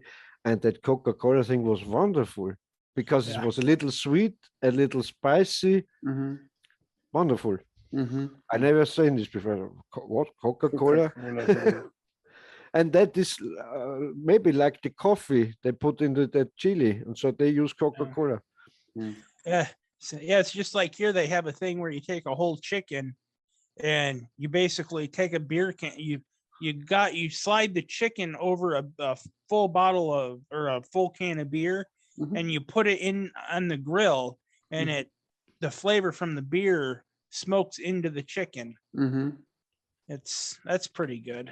Yeah. Okay. Yeah, when we made, I don't know how it's called in English, a small piece, you know, on a stick, a Spanferkel. Mm-hmm. In German, it's called Spanferkel. Yeah, it's a very young piglet. A small and you pig. put a skewer through it, and then you put it on the. Yeah, and you grill it, you rotate it like that. We used to make them up to 30 kilogram Mhm. pigs. For usually this is a very small one, about 8 kilo or so. Mhm. And you know, you cut the hide around, and then you grill it, and then you take a bottle of beer, you shake the bottle of beer, and you spray it with the beer, and Yeah. put the beer over. And even if you're making it in the oven, you know, not on the, Good beer, yeah. yeah, also with chickens, it's nice. Mhm. I often use beer for just for Mhm. spraying, making good. Mm-hmm. Yeah, I prefer to cook with wine. I'm more the Italian guy. Oh, Oh, yeah, nice. what's your what's your favorite dish, Cody? I would have to say back straps from a deer. Mm-hmm. Mm-hmm. Back straps. Yep. Mm-hmm. And to make it so to say a la minute in the pan or in the oven. Over the fire if I Mm. can. Okay, Yep, in the yep. wilderness, yeah. Yep. Yeah. Either back straps or liver and onions. Mm. Yeah. So Mm-hmm. You know, in Austria, it's hunting tradition. If you shot a wild boar, a deer, or a roe, or something, you immediately, you know, you filter dress it, and you take the liver out. And as you say, with onions, a roasted liver, and you know, it has to be a little bloody. It's not very rare. You make it very fast. And yes, if you're a nice guy and have a nice hunting hut, you have some kind of brandy or cognac to, you know, Mhm. to make it. That's nice. Mhm. And all the hunters, they helped him to pull up the wild boar or something. They sit together, have And eat the good liver. schnapps, beer, wine, and the liver, the roasted. Wow. Mhm. have you guys ever had that is it stromboli or whatever that fish that comes in like a yellow can? It's like rotten fish. No, never. Oh no. Serini or whatever. When you open the can, I the saw smell. I saw once a video of a guy Oh. who did this. What I eat all around the world, and then he opened one of these cans and he almost vomited over the can. Yeah, Oh no. that's a Russian thing, isn't it? Isn't it from Russia? Finnish or Russian? I think it's from Finland, but it's close to Russia up there. Yeah. Something crazy. Yeah. Yeah. Rotten fish Oh. in a can. Oh. Nah, thank you. Yeah, there are funny things around now. Isn't there a kind of coffee they feed to a cat or a monkey, and they Yeah, shit of course, their okay. coffee and then they roast it? Yeah. Have you had that? No. I think it's too expensive for me. I would not pay the price. But they have Look, then these are the cooking on same. that, and then it goes through the cat, and then once it poops it, then they get it in processed. These are the same homosexuals. They say, oh, it was shit by a monkey. Can't you taste it? Yeah. Now, the only one thing what interests me, I'm into tea, you know, in Chinese tea. And then once I heard the story of one of these monks in Wudang, they said, you know, that there is one special tea. And there is, when in the morning, when they go up and get the tea, they're only made virgins. And they don't pick the tea with the fingers, they pick it with their lips. You know, the first small leaves with the lips, and then they put it in the basket and they go. I said, I need to go there. The only problem is there will be no virgin afterwards, but I want to see that. It's interesting. Armin would have even paid $100 more if the monk would have said they pick it with their pussy. That's hardly to do, I guess. No, but imagine that they don't take the fingers. It's a good story. It's a good story. And you can charge the buyer some bucks more, of course. A lot of bucks more. Hey, yeah, buy the tea and get a free bow. There you go. Ooh, yeah, exactly. Speaking of which, what are you doing with this Oneida bow? You know what Byron once said to me? No. a very nice story because of the pricing and of the ape shit coffee and so. I asked him very seriously. I said, "Oh, Byron, you know, everybody's talking about carbon in the bow, and since you're a bow maker, what's your opinion on using carbon fibers or mats or so in the bow building?" Oh, well, he said, what makes it to a bow? I can charge the customer $100 more. Yeah, that's about right. Well, it's just like with those guys shooting the foam carbon limbs now. Have you heard about that, Peter? Yeah, I think they had it in Olympic archery first. This guest stuff, or I don't know. Yeah. But yeah, it's the same thing. Yeah, well, I can charge $100 more or $200 more for. It's foam carbon. Yeah. So. Yeah. But yeah. But I loved it because Byron thought of kind of some seconds. What does it do? Oh, can charge him $100 more. Yeah. Well. But yeah, for the 2.5 hours, guys. I mean, it's nice to talk, but Yeah. Somebody had to find an end. Otherwise, we talk tomorrow. Knife of the week, quickly. Oh yeah, knife of the week. Do you have one prepared, Cody? Yeah, I have one right here. No, so start. Go ahead. So I'm not really sure the whole history on this one. It's one that I got at a flea market. But it's just a little pocket knife. Nice. Oh yeah. But gentleman's knife. Yeah. Interesting decoration on it. Well, is it painted or something? No, it's, as far as I know, from what I looked up, this was a knife that they gave out at like the Ford dealership back in the 30s when you bought a car. Wow. Okay. But it has a bunch of like scroll work on it, and the Ford and I think logo. Oh yeah. Wow. It's I don't think it's painted. It almost looks like it's been the gold, and kind of inlay. Yeah, that yeah. But yeah, it came in a little sheath and interesting knife. Yeah. And you know, I knew Cody has a story about the knife. Of course. Because he does a lot of research, and I'm sure he watched all the Ford ads through in which year they got the knives with the car. No? No, I'm not sure what year it was given out. So it was either given out when you bought a car, or it was given as a Christmas gift to the Ford employees. Okay. So, but it was just something I found, and I thought the scroll work and the engraving on it's kind of cool. So yeah, and it has some history. Pretty cool. Yeah, nice. Cool. I have an older one of mine, a simple one, and it's from Böker, and it's the Magnum, because I had a time where I liked these Tanto blades, which are for me completely useless right now. And it's a full blade, so it's one piece of metal and has then this knob at the end. So you really, and I misused it already a lot. So you could really hammer it somewhere in. So it's really indestructible, this thing, but it's nothing out of the world. And I don't like it anymore. I threw it in a while, and then the leather came off here, and I should need to fix it, but it's blunt and it's not in use anymore since a while. But it was quite nice when I got it. So it was a Böker Magnum.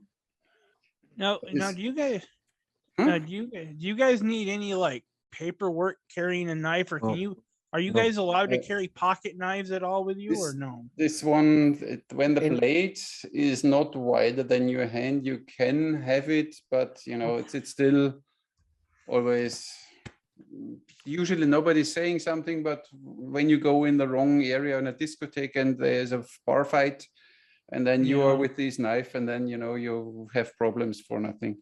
I think in Austria we have no limitations. No? I don't in think Malta so. it's 8 centimeters no longer, and then not that all these automatic knives, they are not allowed. When I was little, when I was a boy or a youth, the springers, these were prohibited strictly. Yeah. But I think 20, 30 years ago, they legalized that stuff. Okay. So, and I don't think there's any limitation on length. Okay. Here it is. In some cases, Austria is kind of more free than Germany. Also with the crossbows, in Germany, you need to be, I don't know, if you like to buy a crossbow. Here, if the crossbow has more than 60 pounds, you need a license. Same with a bow. If you have a bow more than 60 pounds, you need to have a gun license. In Netherlands, where I was at Magenklomp, their broadheads are prohibited, forbidden. So he has a kind of lawsuit going on for some years because he sold that kind of medieval, warheads or broadheads. Yeah. And there's a kind of conflict because they say it's for reenactment purposes and therefore it's allowed, and they'll say no, it's a weapon, and so on. Crazy. Yeah. Those everywhere. Your knife, Peter? Yeah, because we talked about Byron. I don't know if I showed it before, but I show it again because it's a nice thing, and I get some money from this company too, so I like to show it. It's not a very lovely box, but it's that Byron Ferguson signature hunting knife, and it comes in that box.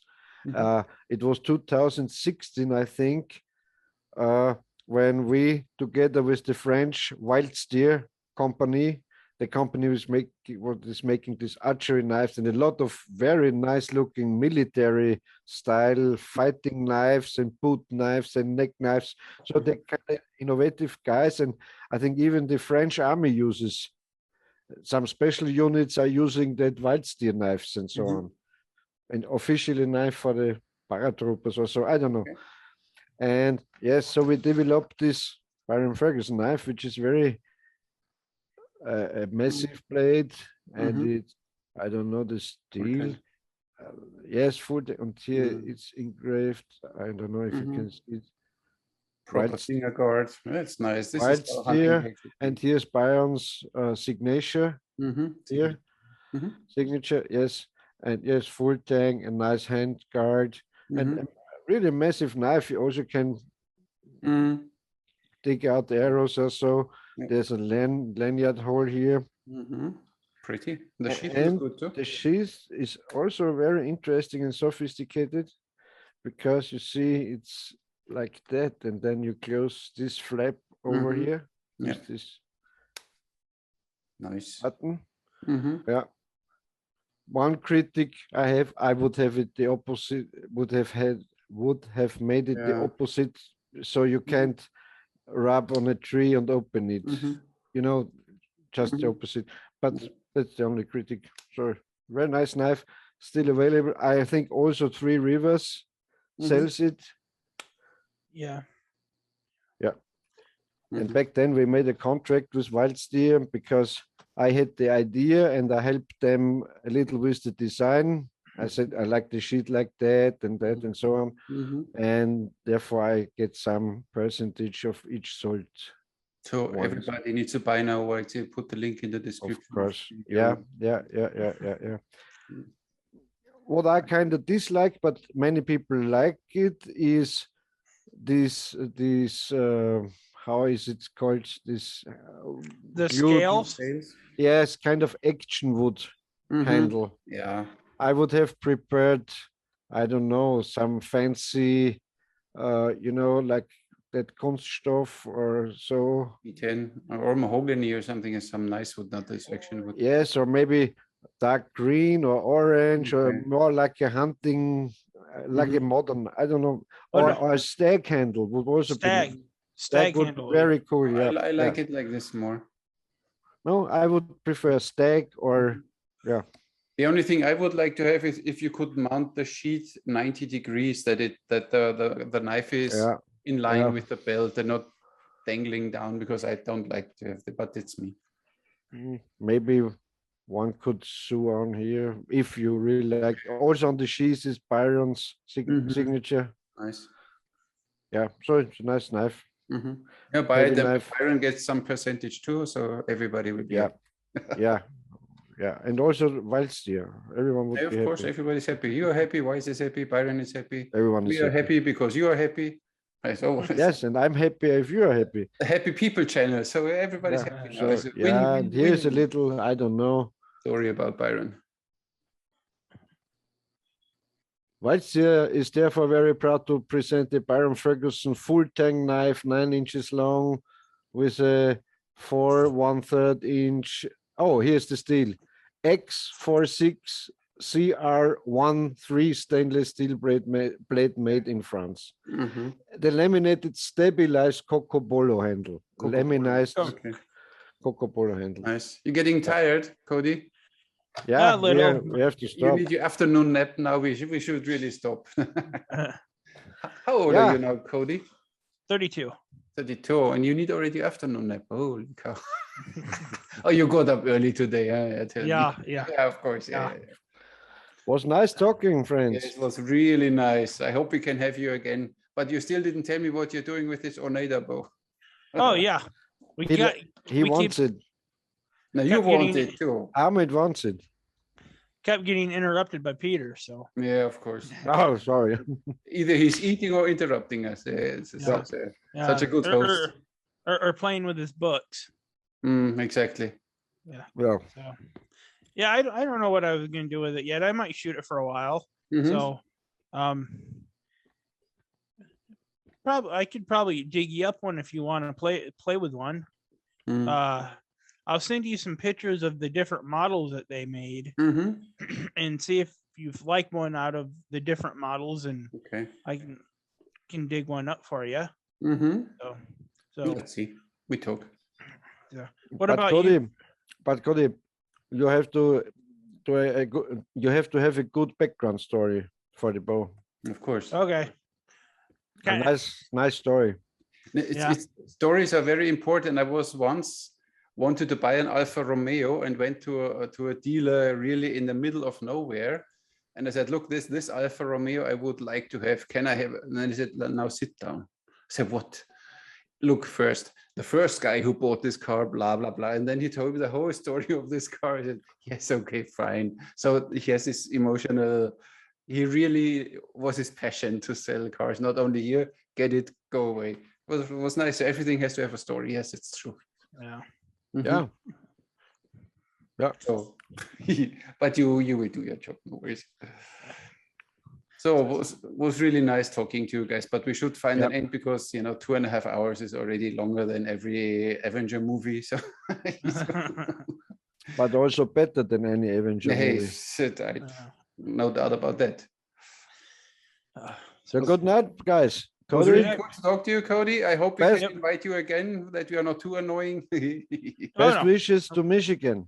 Yes, thanks. Greetings to Michigan. If you dig something out about Howard Hill or Swine or whatever, you always let us know. Because next time, Cody, you have to have a kind of nice logo in your back, what you're advertising for. Okay. All right. Last time he had. Yeah. I missed it. I missed that Bitzenberger. I miss it. Exactly. Okay. Cody, right. Very much. Good night. Thank you guys for watching, for staying with us for 2.5 hours. But we talked a lot about archery today, so nobody can complain, because sometimes we do a little conspiracy theories about things going on in the world. But today was 95% archery. Well done, guys. Maybe next time we'll talk about aliens and archery. Yeah, please. Oh, yeah, that's a good idea. Yes. So we will get back to this point. Aliens. Yeah. And reptiloid bow hunters. Yeah. Shapeshifters.